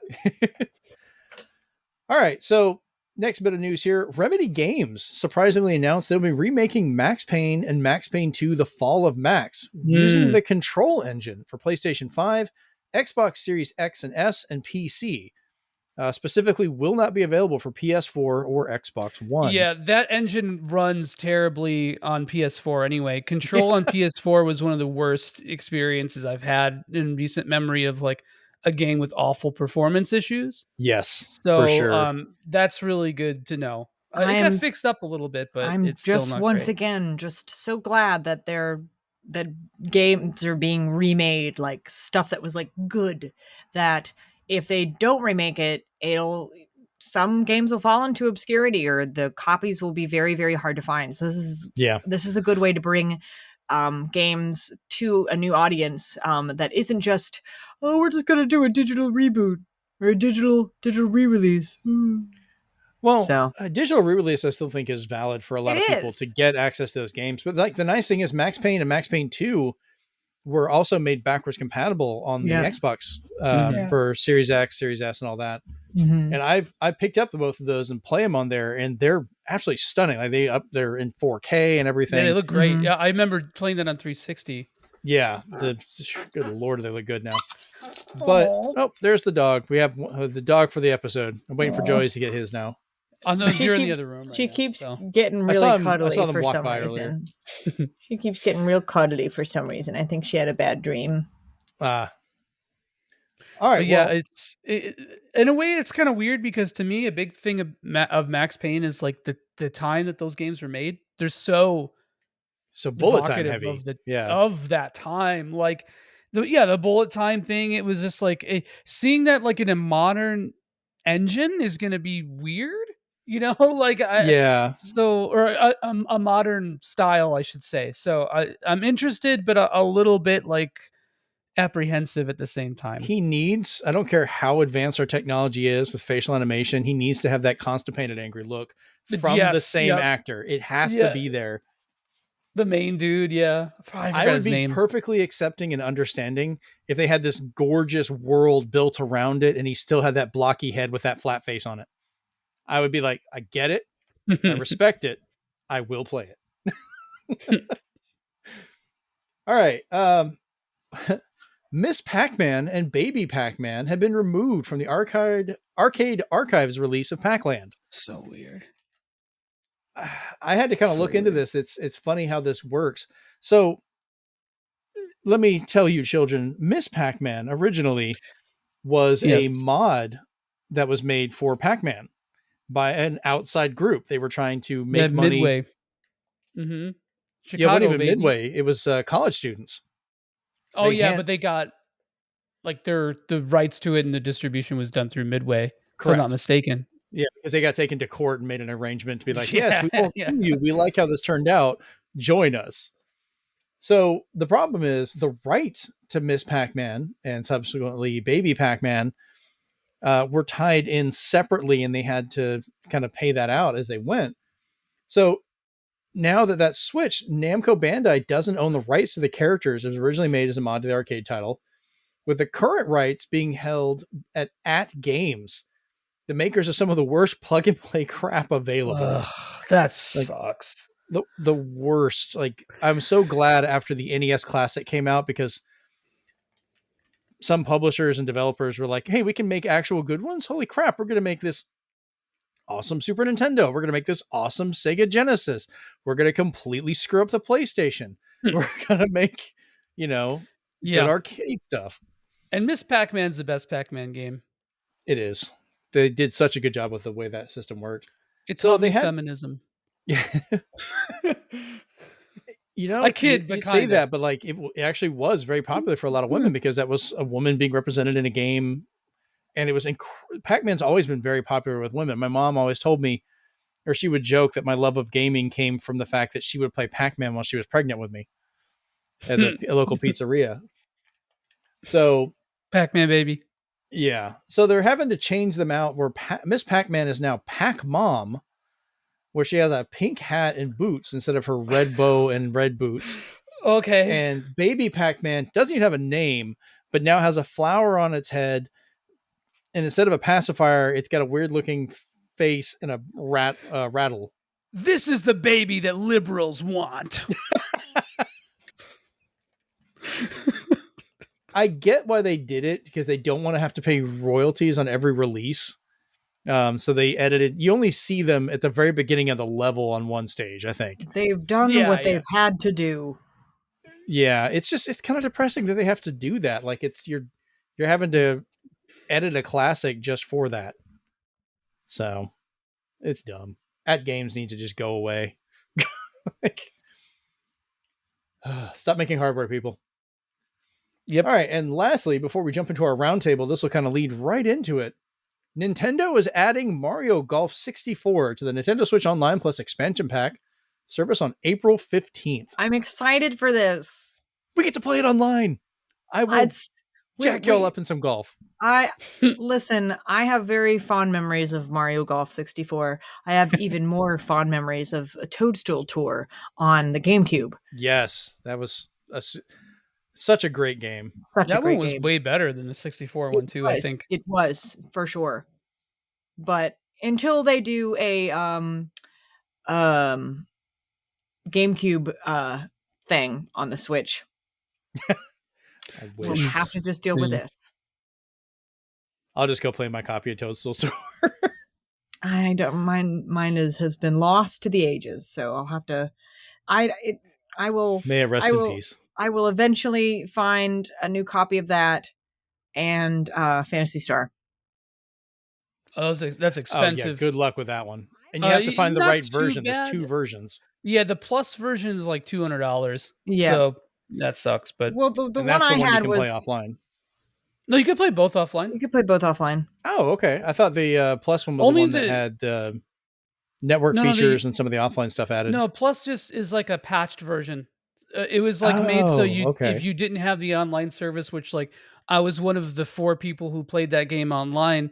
If you didn't have the access to the internet, then you wouldn't have all the new stuff, and they couldn't really actually put in the patches anyway. So it's like that plus extra quests, the online quests and stuff. Yeah. I still want to find one of those network adapters, but I'm not paying $500 for it. So Yeah, I have the It's dial-up one. It is what it is. I don't know where my copy went. Like, I can't even tell you. Like, I don't remember if I even had that one. I'm having to look now just to remember for GameCube. I just remember the girl with the purple hair with the bangs. It's really pale. Well, Yeah. Phantasy Star, I played. That was a Dreamcast game for me. That was my very first MMO. Was on the Dreamcast. I had the keyboard, mouse, all that fun stuff. Played the crap I got out a of that thing. Dreamcast for that. I didn't get Actually, it for it, but it's the one that got me into it. I think I may have told this story, but my mom's friend, her son was a bad boy, and his mom took away his Dreamcast and then gave it to my mom. Dang. So I got a Dreamcast for free, like while it was new, like within the first year and a half of it coming out. Oh wow! And So that was in 2000. yeah, and I played some Phantasy Star because that was always my joint. So it was really nice. I am I proud enjoyed that it. I am proud that I do have a copy of Skies of Arcadia, though. That game is also expensive. Yeah, Yeah, I have the it. GameCube release. Yeah, I have the GameCube release, and I got it a couple of years ago for like $40. Nice. Hell yeah. I Let me think see it was how- missing, it was missing the instruction manual, but I love how we've gone off on a tangent. Like I brought us to an N64 game so we could Yeah, now it's smoothly GameCube. go to Roundtable, and then we went from 64 Sorry, GameCube to Dreamcast back to GameCube. And I'm like, sorry. this is us. Like this is just how we are. yeah. but now we can talk about the Nintendo 64. Yes. So our roundtable for this week is going to be talking about, because this is episode 64, and I am corny enough, as dad jokes go, to make this a discussion about the wonderful Nintendo 64. It sucks. What? All right, ladies and gentlemen, we're done. Yeah, we're done. How do I get my money back on Twitch? All right, so It doesn't all suck. back in the glorious days when I was in high school and you guys were babies. Excuse me, I was 10 years old. I was 4 in Oh, God. 1996. You're Wow. welcome. So young. Yeah, I was during my senior year of high school. This Nintendo 64 was the follow-up system for the Super Nintendo, not counting the Virtual Boy, because that was supposed to be a Game Boy line or whatever, kind of its offshoot. Weird. I love that system, but it's so odd. It released in North America on September 29th, 1996, with Super Mario 64 and Pilot Wing 64 as the only two games it had, with one of them being pretty much the only game it needed. Went on to sell almost 21 million units in North America and almost 33 million units worldwide. So not the best seller. It had the PlayStation to compete against, but It started off pretty strong though, because just by virtue of being Nintendo, and then like technology just kind of passed it by because Nintendo was had its head up its ass, really, honestly. Well, it kind of goes back and forth on that, because I know we'll get into the debate about the cartridges, but that was kind of a blessing and a curse. But there were certain things that could only be done because it was a cartridge. So quick specs, just for those that want to know: 64-bit NEC BR4300 at 93.75 megahertz for its processor, 4 megabytes of RAM, or 8 megabytes if you had the expansion pack. Wow, which was great. That is it's a lot. Yeah, this was top of the line back then. Like I was going to say, yeah, that's actually like relative to consoles now. That's like probably better than what a PS5 would be, you know, for gaming, right? Like, yeah, it's pretty stacked. Yeah. Basically, a PS5 if it stuck to CDs as a delivery medium. Yeah. You're right. SGI RCP at 62.5 megahertz, just screaming there for graphics. Carts ranged from 4 to 64 megabytes each. So much memory. That was, I think, the Achilles heel of the N64 was that memory limitation. And I went and looked, and I thought this was kind of funny.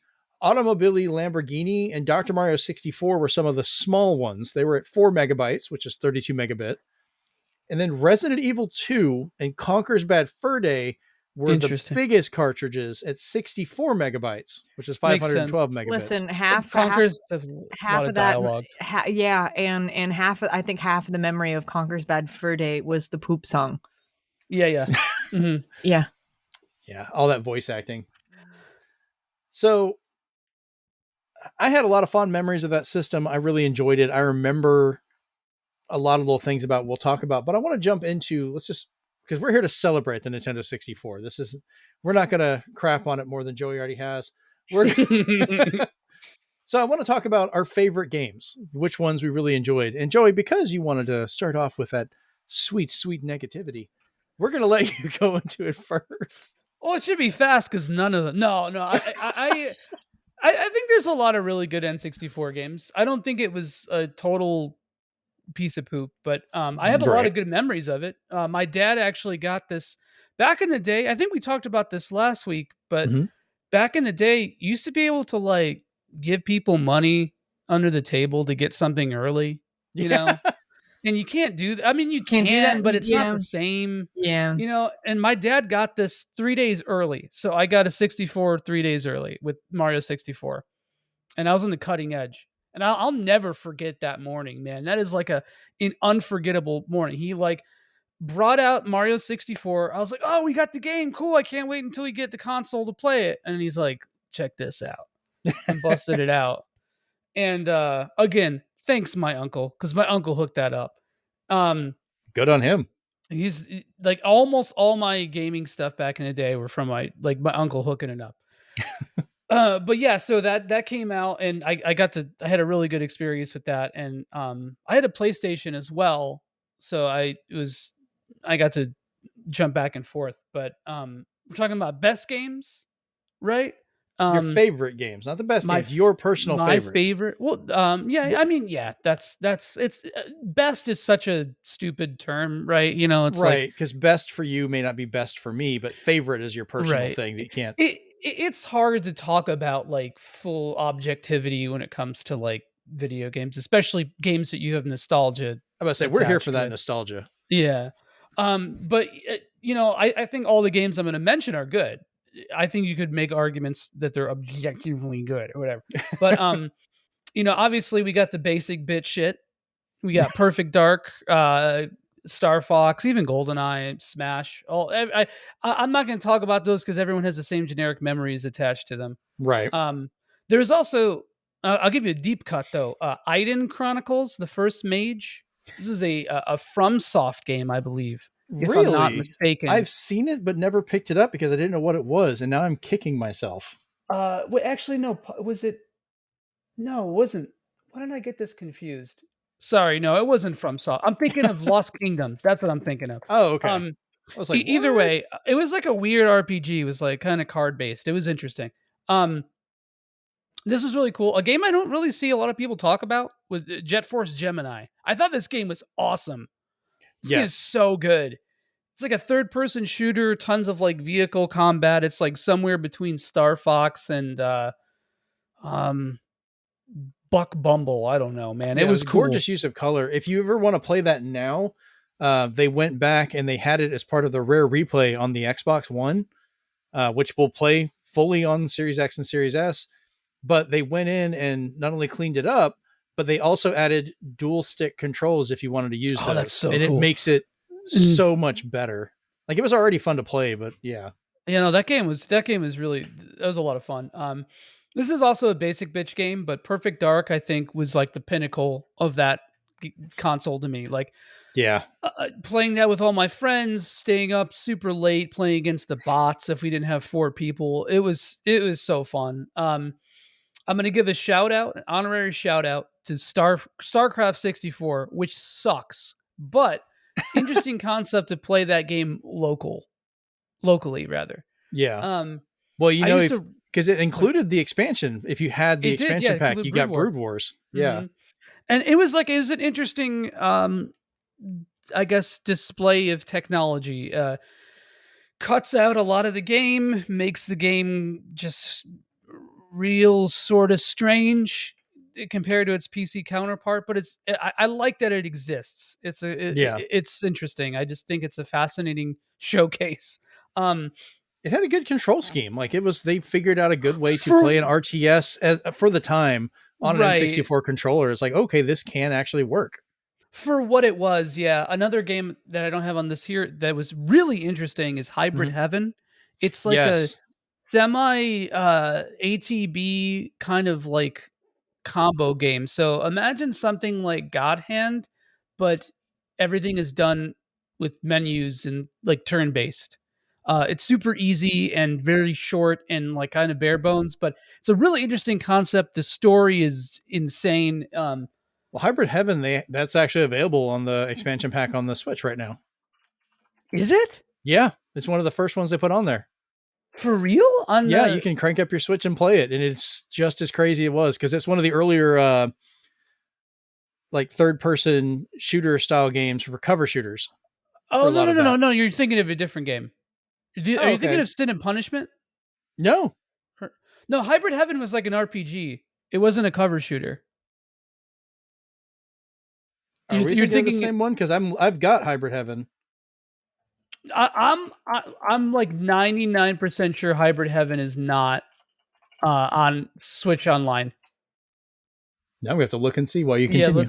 let's I'll pulling this up while we can. Doing So yeah, it live. you're thinking of Sin and Punishment, which is amazing. That game is amazing. There's also Win Back,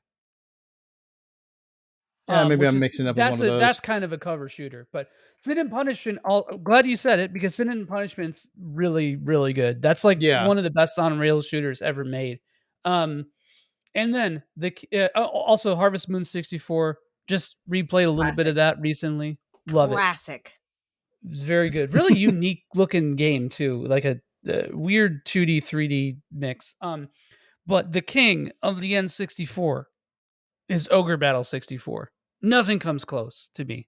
yes. Maybe Sin and Punishment a little bit, Perfect Dark a little bit, but Ogre Battle 64 so good. It's the best game I think in the Ogre series.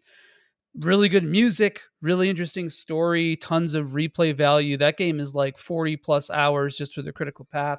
If you do all the extra stuff, you could put in hundreds of hours. It's so good. It's one It's I'm so still good. trying to find, and I know I'm going to have to pay out the ass for that That's thing. looking. You're probably looking like 200-300 for CIB for that. I might easy. be better off just getting a cart and just Repro. loading it on there, like one of the ones from Crits or something. Mm-hmm. So, okay, I see what my problem was. This was my mistake. You were correct. Hybrid Heaven, I do own. I haven't played too much of it. I guess I need to go back and play it. The game I was mixing up in my head with was Winback. Yeah, and it kind of looks similar. I see how I think you would that's do where that. the visual stuck in my They head. came That I got out it mixed around the up. same time. I totally get it. Yeah, because I knew about the other one you're talking about. Hybrid Heaven. No, not Hybrid Heaven. The Sin and Punishment. Sin and Punishment. I never got to play that one until the Wii release because I didn't have When it came out on the import. VC. Yeah, that was cool. that was such a great game. Yeah, no, that game is so good. It's so sad we never got that here because I feel like that would have been huge.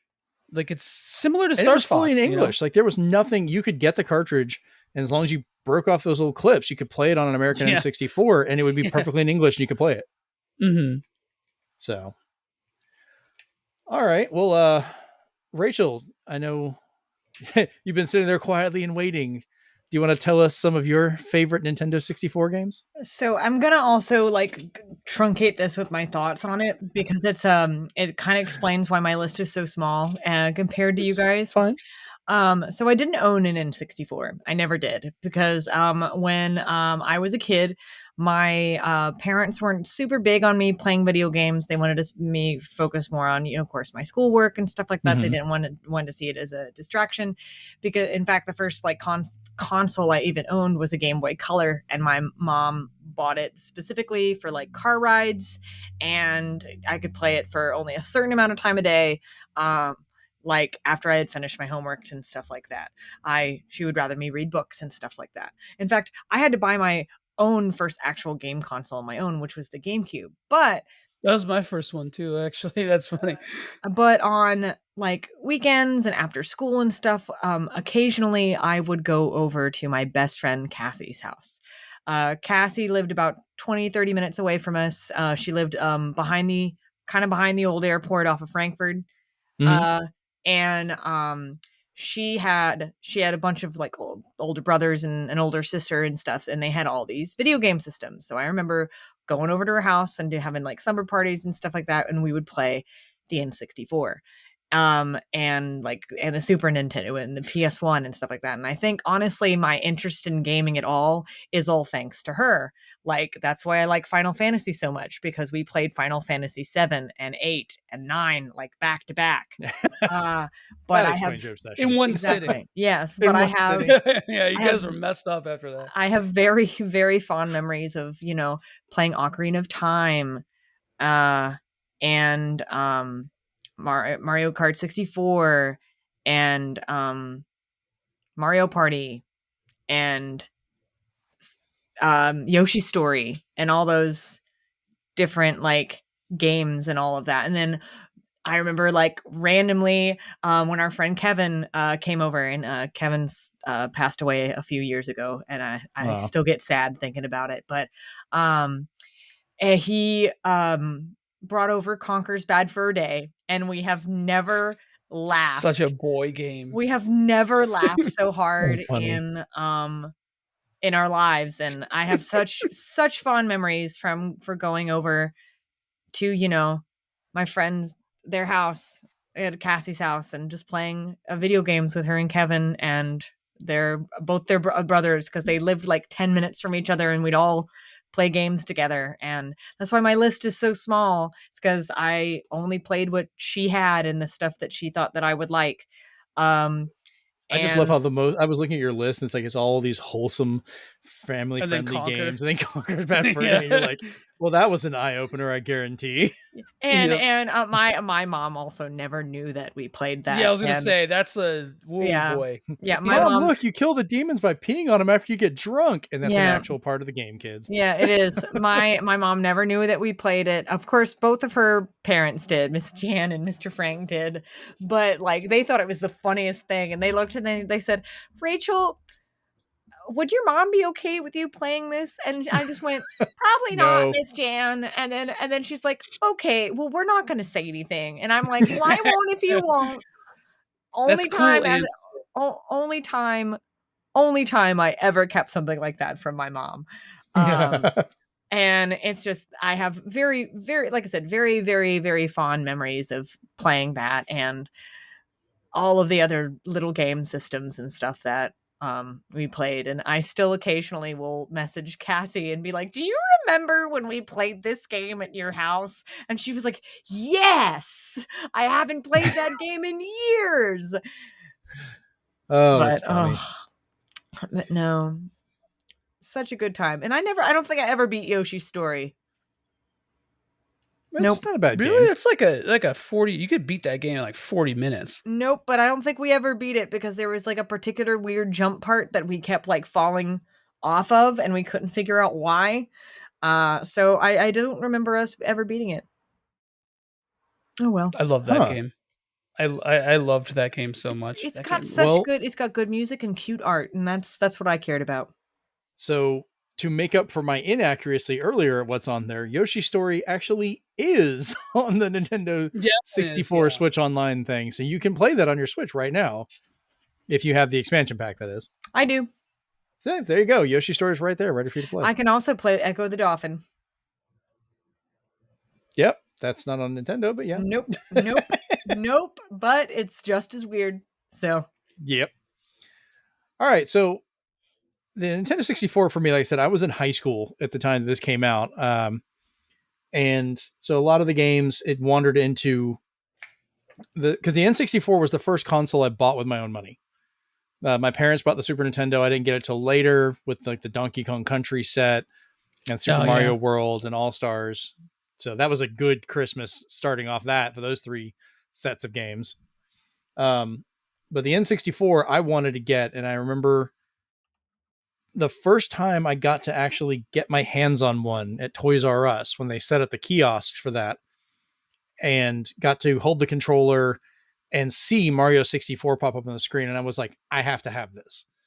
Like, I have to get this. It's amazing. It can't get more real than this. Dude, the feeling of like, because they released like pre Nintendo Power released pre N64 VHS tapes, which you probably have.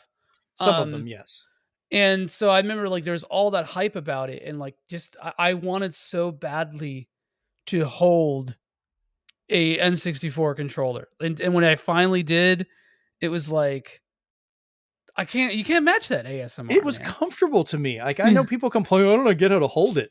I picked it up and knew exactly what to do with it. I was like, okay, cool. So that's how this works. Oh, you need to use the other stick. Okay, you hold it this way. Oh, I can hold it like this and just have a D-pad and buttons. I was like, this makes sense. I can change between all these. I guess I'm just weird Nintendo kid, so whatever. No, I mean it's intuitive. I think your hand fits in the position correctly. It's I'm still a huge Nintendo fanboy. I don't care. I that's what I like. It's what it is.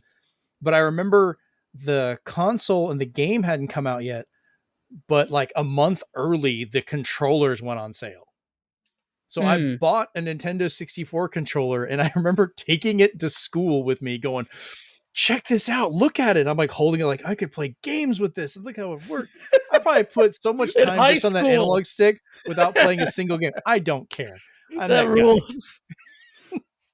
I was trying to show it to people like, oh, look at this. Look at it. It's amazing.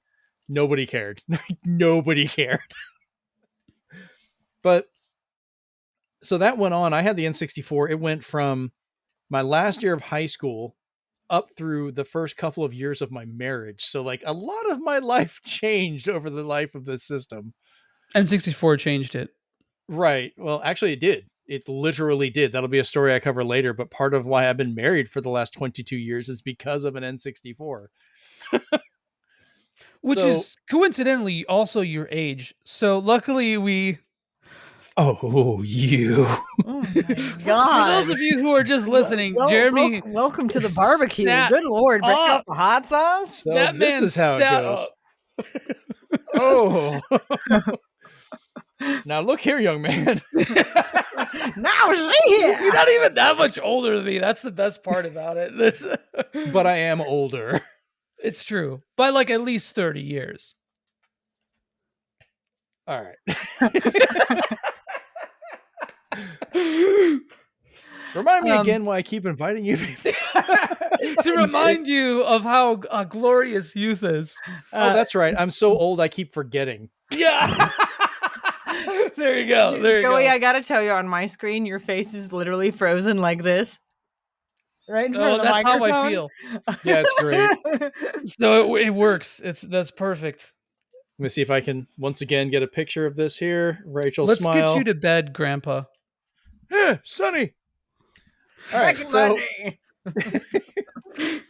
so the games that I enjoyed, Resident Evil 2, I actually played and still to this day prefer playing the original version on the Nintendo 64 over the PlayStation release.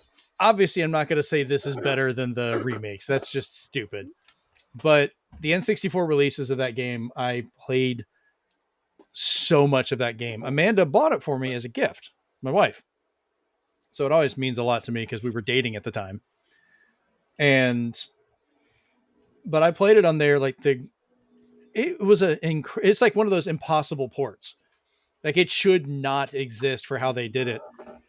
And part of why it works is people don't realize that the original PlayStation release of Resident Evil 2 was actually a mistake.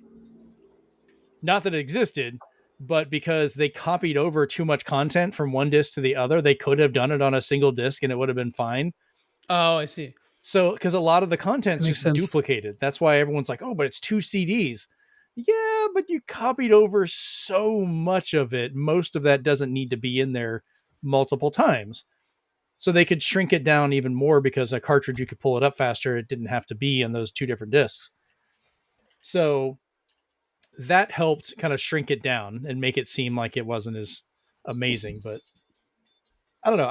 I liked it for how it ran. You could have normal controls as well as tank controls. You had way better graphics. Like the character models and stuff looked way better. I know the backgrounds were a little blurrier. Sound was compressed, but it was all there, amazingly, including the video, which is hilarious. One of my favorite racing games on the system was Beetle Adventure Racing. Oh, that game rules, yeah. It's To this day, I love cranking it up and playing through a couple of the levels. I'll just make a couple laps on Hidden Cove or Pirates Bay. What? Beetle Adventure Racing? What game is it? Was it with VW Bugs? Yep, Yeah. the 2000 Volkswagen Beetles, the whole game. It sounds made up. It sounds so made up. To play this. Yeah, well, you're gonna have to emulate it. It's hard to emulate it, but if you ever get a chance to play it, poor dog we'll have is ready for me to there. stop talking. She's like, "I'm ready for bed, Mom." Yeah, it will never come to the Switch online because that Volkswagen license is like the poison pill. It's just never going to happen. Never say never. It's one of the best racing games on Nintendo 64. I will argue. Suki, I know. Like it plays great, looks great, sounds great. It's fast. San Francisco Rush also ruled, but I was trying to stay away from like third-party games. San Francisco Rush, I liked the N64 version, but then I had it on Dreamcast, which was just like so much better. Pish posh. Played on that, yeah. Yeah. Trying to bring up old man terms here. Pish posh. Pish posh. We're playing up the elderly here. So, have you guys ever heard of a game called Mischief Makers? Oh yeah, I almost put this on my list, and then I saw it on yours. It's by Treasure. But explain it to me. What is it about? This is one of the very few 2D N64 games, because the 64, most of the people focused on 3D because it was a very powerful 3D system. As much as people like to argue back and forth, the N64 was way better than anything on the market at the time for 3D, like just hands down. It was the memory limitation that caused some of the issues, but that's also why you wouldn't do 2D games that much, because that would take up more memory, Which seems kind of backwards, but okay. Well, because a 3D model, the whole model takes up just bits of data. You just have to have the coordinates for the polygons. But for 2D art, you have to have all those frames of animation, all those pictures, all those parts of it in there. Okay, that makes more sense. So it takes up more space. You have to be able to load it into memory, and there wasn't really enough. So that's why it's way more limited on that part. But Mischief Makers is this ridiculous robot girl living with an old pervert. Oh yeah, no, he was constantly like he was a pervert. Mm-hmm. Like that's the best way to put it. But the gameplay is she can grab onto something and throw it to either launch herself for extra jumps or throw things at each other with these little weird robots. It sounds ridiculous. It looks ridiculous. I am crossing my fingers that it comes to the Switch, because that would be great. Like each level in that game is so different. Like there's like, like a water jet ski level, and then there's like a puzzle level. I mean, there's a lot of puzzles in that game. It's such a unique game. It's like side-scrolling action puzzle platformer. It's the best way I could describe it, and it still doesn't really even scratch the surface. And I don't hear enough about it from people. Same, and it's stuck on the N64, man. I don't think it's... Well, you know what? It might actually be on the Virtual Console, now that I'm thinking about it. I think it made it a Virtual Console, like a lot of games did for that, but like they've never made it. It deserves an update. Yeah. Like it should get a new re-release. So now that's a game that could really do a lot with like an HD like remaster or remake could do a lot for that game. I really wish that there was like a treasure collection that just collected all the bunch of treasure games from like their only if I get to buy a collector's edition that comes in a treasure chest. If only, like it's the Sin and Punishment games, like Mischief Maker. There's so many good games that they put out. Wait, they did Gunstar Heroes? Yep, Gunstar Heroes is still one of the most impressive, so good side-scrolling shooters. So good. So that's one you should also look up, Rachel. I think you'd get a kick out of just to watch some of it. Okay. And of course, we have the normal mainstays of Smash Brothers, GoldenEye, Perfect Dark. What's up, Joey? I forgot. Mystical Ninja starring Goemon. Yes, I never could get a hold of that. That game is so good. I just replayed it like a couple months ago. My friend came over and we stood up all night playing it. Just play through the whole game. So good. So good. That game holds up. Yes. All right. So we've kind of talked about our thoughts on the system when it first came out. I already talked about the original Toys R Us demo and my lovely tale of taking the controller to school like a freaking nerd.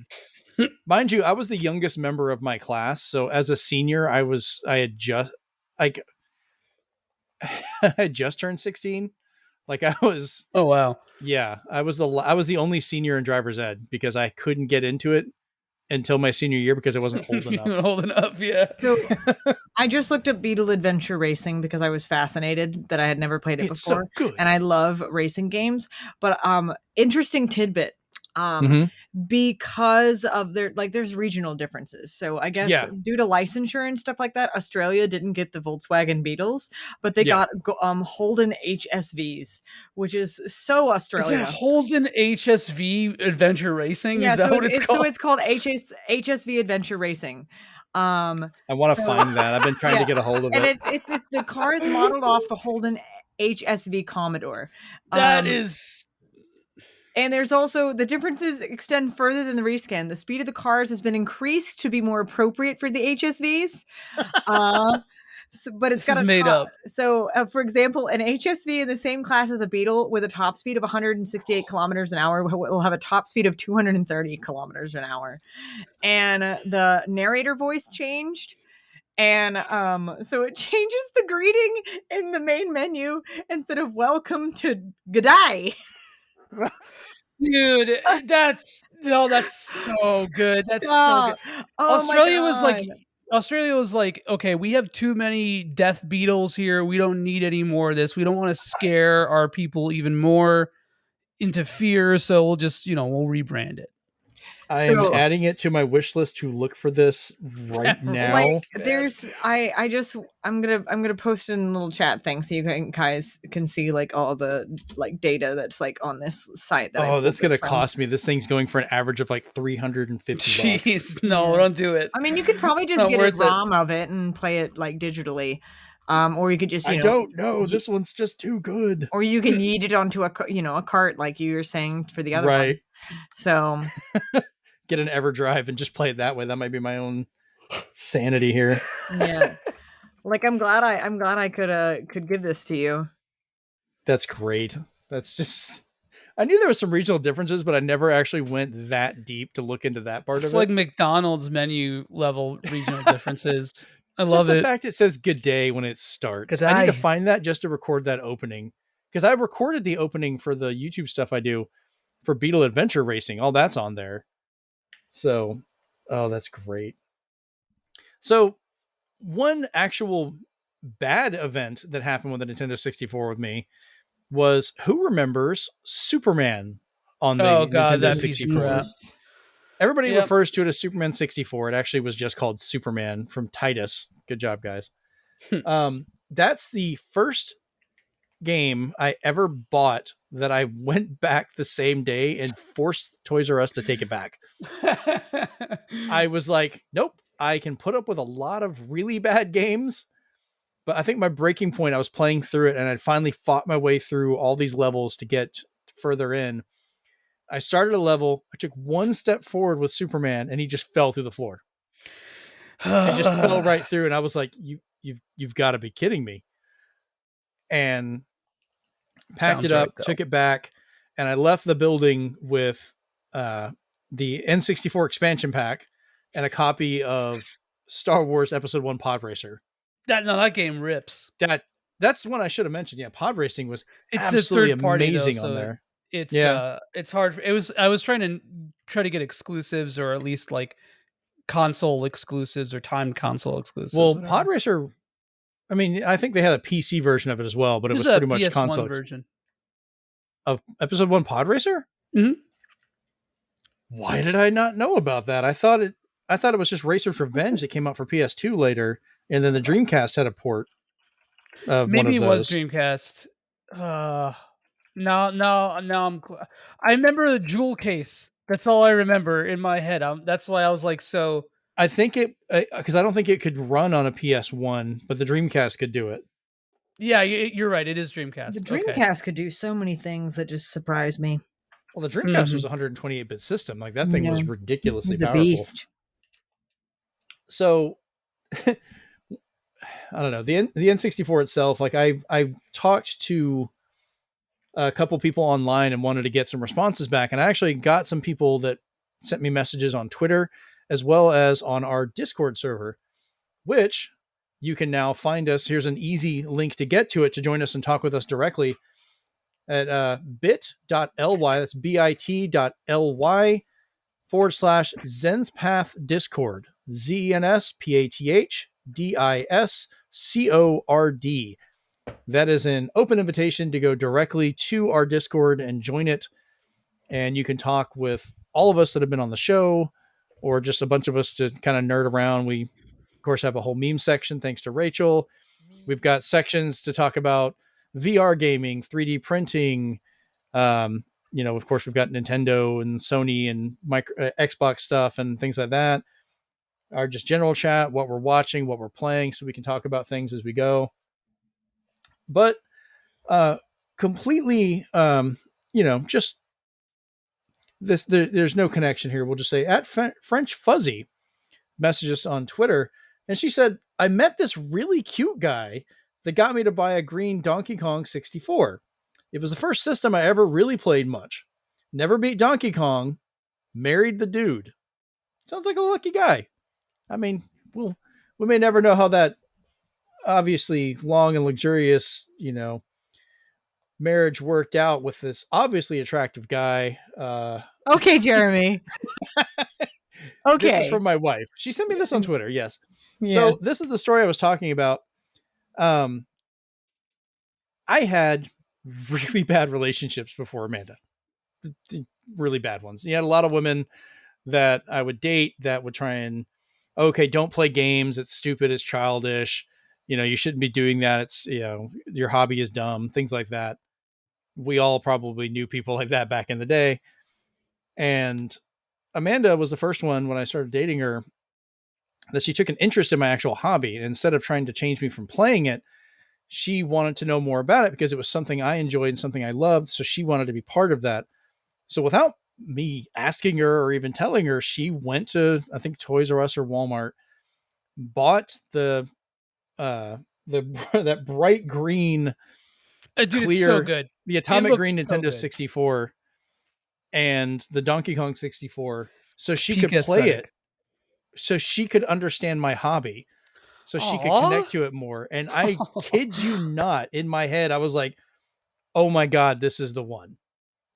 So that was part of my decision, not because she bought an N64, but because she actually made that, she wanted to have that connection. She made that leap to be part of it, not changing.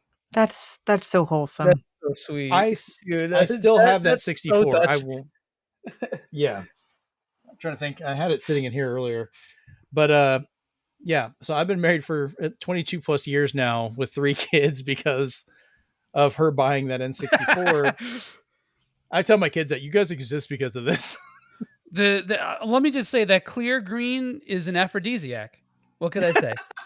Listen, I think any of those like clear systems are like they're attractive. I'm a sucker for clear electronics. Like, I want more of that to come back. Like, that was my hard same. All those people Game Boy doing Color those and custom cases for the Switch that are the like translucent purple. Yes. Every time I see it, I'm like, oh my God. Yeah. So another person that messages at Kentaru Fusion, which shocking. This is my oldest son. As I guess Joey's had conversations with him as well. Hopefully he's not bugging you about stuff. No, we talk about FF14. He's a good dude. He responded back, I have rather fond memories of playing Pokemon Stadium and Hey You Pikachu alongside Ocarina of Time, and Super Mario 64, but I think I played Pokemon and Legend of Zelda more as a kid. How could I forget Banjo and Kazooie too, dear God? Can I just say, I went this entire episode without saying how much I absolutely, completely despise Banjo-Kazooie. The sound effects, the music, everything about that game makes me feral. The mouth noises weird me out. It's just so gross, man. I hate that game. Weird noises. I like the art style, and I understand, like, the why people love it because it's a collectathon, and I love me a good collectathon. The music was so good. Same, but it's a nightmare. Anytime, there's certain like games where the people are, the characters make these, like, there's no dialogue, but it's like The Animal Crossing oh thing. my god, yeah. And that's one of the reasons why I don't play Animal Crossing, is it's purely because of that. And that's probably why I you've don't also play got, that's Banjo-Kazooie. basically like Simlish and all that stuff too. Oh Like my that was God. very common for games To back do. then to do those noises. No, screw Banjo-Kazooie. I hate how much I enjoy playing him in Smash because I hate the character. Well, the characters rather. But he's. I mean, you can have they're your wrong so fun to opinion. It's play. okay. Oh my You know, god. I get one per episode. I'll give you more than that. But I think we have to agree, even with not liking Banjo-Kazooie, the Nintendo 64, I think, was the high point for Rare as a developer. Oh yeah, For the stuff they made, agree. their creativity, their technical capabilities, like I mean, they were I am up so there. I am so sad that we didn't get their original intention for what Star Fox Adventures was supposed to be. Oh, that is a wild goose chase of a subject Yeah, too. that's That a is whole so weird crazy. story. It is a crazy story, but I love the game for what it is, but it's, my god, I always wonder, what that would have turned out to be. And same thing with, Banjo-Kazooie. Banjo-Kazooie wasn't really supposed to be Banjo-Kazooie. It was supposed to be something else. Yeah. And that is a whole other conversation as well. And Project that is Dream or something like that. yeah, and it's like, it's one of those things that it's like, man, what Conquer if as well. I wonder if there's an alternate universe out there where those games existed as they were meant to. And Mother 3 was Earthbound 64. Yep. Yeah. Yep. It looks so good too. No console, I think, in the history of consoles has ever hamstrung developers quite like N64 does, and that's why I give it this big old middle finger. Oh yeah. Because I don't think it's so much of that for people saying hamstring for a lot of it, because there was a lot of things they could do and that you couldn't do on other systems as well. Or they but were trying very hard to gut whatever game that they were developing to put it on the N64. yes, yeah, And that was a mistake when they should have been just developing working for whatever. with it. Yeah, they Right. should have. They shouldn't have worked with it. It should have just been, let's just put this on the next thing, and then some of those things could probably have come about. But no, That's a big reason why Metroid wasn't on. There was no N64 Metroid because they couldn't think. They were smart. Yeah. And Well, they said they waited. couldn't think of a They couldn't think of any ideas how Yeah. to make it. Right. Yeah. Exactly. And it's like they were smart. The best games on that console are games apart from Ogre Battle, which could have been on any console at the time. Mhm. But most of the more interesting or innovative games on the console were games that really took advantage of like what the N64 was good at. Yes. Like the cool 3D-ness, the pick up and play, no load times, that kind of stuff. Like Smash, Mario 64, always a really good example. Perfect Dark, all that kind of stuff. Right. No. So, well, like some of the stuff, like Factor 5 was an amazing developer on the Nintendo 64 with what they did with their, I think it was like Moosey X audio system for how they did it with like Rogue Squadron. Oh yeah. For how those ran. And that game rules too, actually. Yeah, that's another really good one that we had a lot of fun playing. Like, I understand the N64 was not perfect. I'm not trying to make that argument whatsoever. Just like every system had limitations. Like PlayStation, yeah, it was great. You had the CDs because you had more storage, which also brought the cost down. That was the biggest advantage they had for that. Mm-hmm. Yeah. But like its 3D capability was not as strong. Like they developed for it better and got used to the hardware, but you still had like those really janky moving polygons and things. I mean, you see that with Chrono Cross as even with the remaster, like the digital movement with Chrono Cross and the backgrounds, like it's just. I wish they had. I haven't played the new Chrono Cross yet, but I wish they had done what Square had did with Final Fantasy VIII, where they upgraded the character models quite a bit. They kind of did that. The problem with the Chrono Cross remaster was like, oh man, oh boy, that game was in development for 3 years. Oh, I know. Their original intention was to put it out on a particular anniversary, and it just did not happen. In 2019, which I do not blame them at all. Like, I don't blame them at all. As soon they as didn't have the assets. They didn't. Square at the time did not keep good records of what they had, and so like they just did not have the materials to work with. So they had to rebuild it. They had the technology, just not the assets. we have the technology, and we can do this. But yeah, sorry, I digress. The dad guy on Discord says the people or the purple X-ray controller, GoldenEye, Mario Kart, WWF, No Mercy, Blitz 99, Doom 64 were all highlights. And No Mercy, oh my god, I forgot that about that game. That game N64 was like one of the only good. systems that had wrestling games that were like I thought were fun. Like we Yeah. had so much of a blast with the character creator and just doing stupid stuff. Because that's, I think, one of the biggest highlights the N64 had when it first came out was the fact there was 4 controller ports built in. You didn't need a multi-tap. You didn't need any of that. You could play 4 people there together in one room right off the bat as long as you had the controllers for it. Which is a feature that became very standard for a lot of them. Like Dreamcast had 4 of them. That's a good GameCube point, had 4 of them. Sony stuck with 2 for some reason. They would just make you get multi-taps, which was always weird. I always kind of wish the PS2 had 4 ports. It'd be easier to play. More. I think they sold enough to cover for that. Yeah. They're taking losses on that too. Yeah. So even more losses. I don't know. It was strategic. Friend of the show and longtime friend of mine, of course, had to bring up Insomniac was saying, I sadly never actually had an experience with the N64. Pretty sad. We were roommates at the time. So I had the N64 and he had the PlayStation 1. So we didn't see a point in playing those.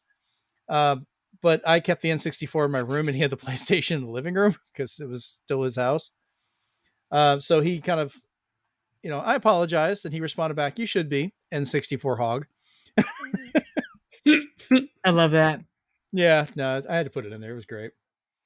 So the N64, I really enjoyed the system. I said, we know the cartridges were a limitation on it because of the memory, but it was also a blessing for the read-write speed, which enabled a lot of gaming mechanics that wouldn't have been possible because of how fast you could go in and out of levels and, have events occur versus having to wait for load times. Because that was something that was very rare. I don't remember very many N64 games that had long load times other than, like an initial loading or something. Yeah. Yeah. No, Harvest Moon 64 does.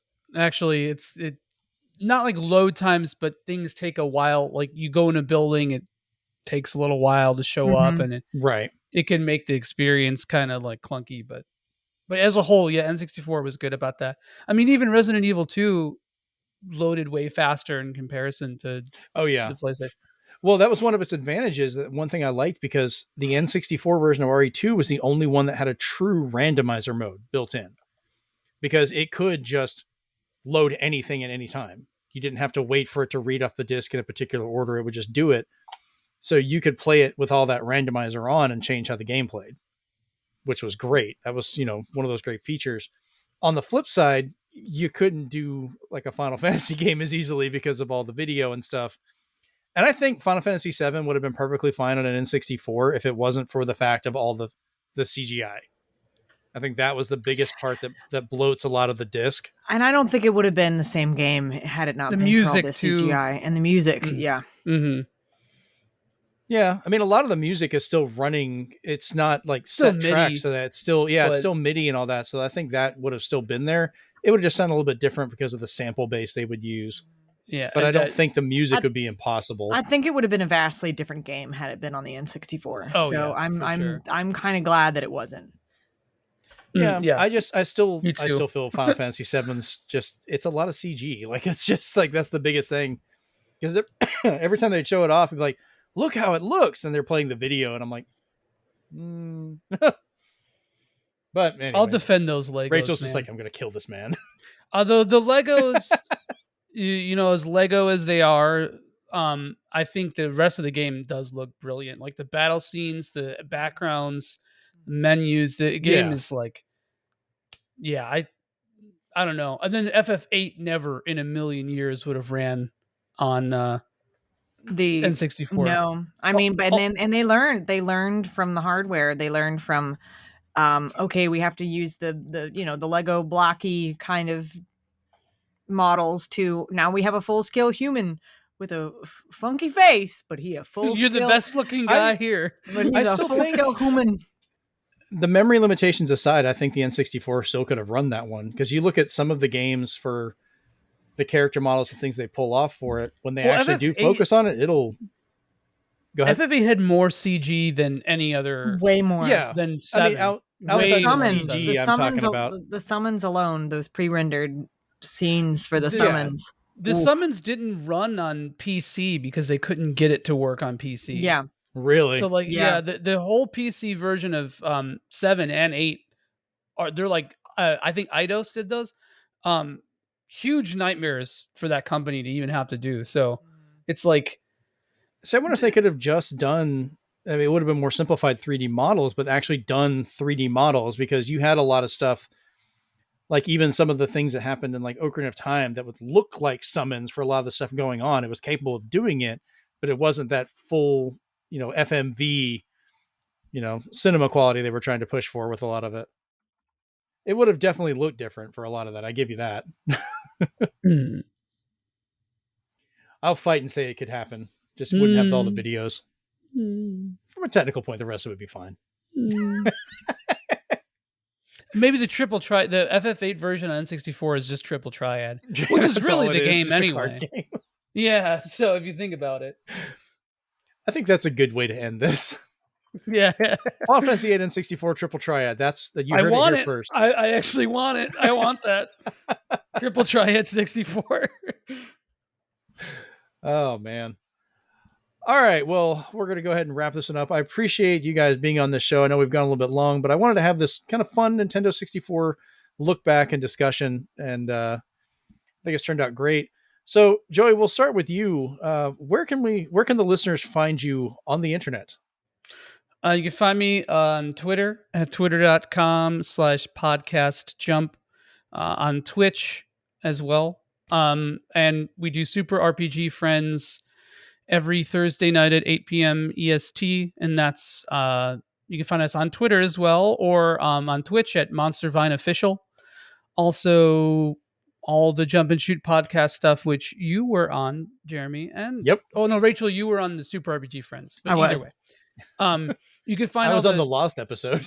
The Lost. Yeah, no, that's up there, just not on Spotify. Okay. You can find us on YouTube and Spotify, Apple Podcast, Google Podcast, what have you. I'll be making a change with that soon, though. So if you're listening to this months down the line or whatever, it'll be different. But as of now, those are my socials. Those are my links. Okay. Rachel, where can the fine people find you on the internet? So you can find me on Twitter at outrageous. It's OUT underscore. No, there's no underscore. Is there an underscore? I don't remember now. My brain is not on. One of them has an underscore, one of them doesn't. One of them has an underscore, one of them doesn't. But you can find both of them linked actually on my Twitch page, which is twitch.tv/outrageous. It should be in the About section. And you just click on either Instagram or Twitter. But yeah, I post when I'm going to go live on Twitter. And sometimes I have commentary on games that I'm, either playing or thinking about playing or just talking about with other people. And sometimes I just retweet stupid crap or memes. I'm not as active on Instagram anymore unless I'm doing something cosplay specific or creating something. But that's where you can find me. And I go on Twitch usually about 1 to 2 times a week on either Friday evening, afternoon or Saturday evening, afternoon. I might be going live tomorrow with some more Monkey Island, but I don't know. And then next week you won't see me at all because I will be actually going home for Easter to spend with my family, which I have not done in a while. So that'll be nice. Oh, wait. So you'll be back here in Panama City? For a little bit. Yep. Maybe we can just get together and do a live show. Possibly. I'm trying, or at least just hang out. Yeah, we'll see. I'm only there for like Thursday afternoon and then I leave on Monday morning. So yeah, we'll see. All right. And I've been your host, Jeremy Powers. Also realizing I completely forgot to mention the favorite multiplayer experiences for N64. So You can join us over at bit.ly/Zenspath Discord and talk to us directly to find out what were our favorite multiplayer Nintendo 64 games and which ones you guys liked and want to, talk with us about. But you can find me personally over at Zenspath, Zenspath, over on Twitter, or you can contact the show's Twitter at ZenspathPod, Zenspath Pod. All right. And that'll be it for today. This has been episode 64 of the Zenspath 4-Button Podcast, and we're out. Peace. Happy birthday, Ian. I miss you.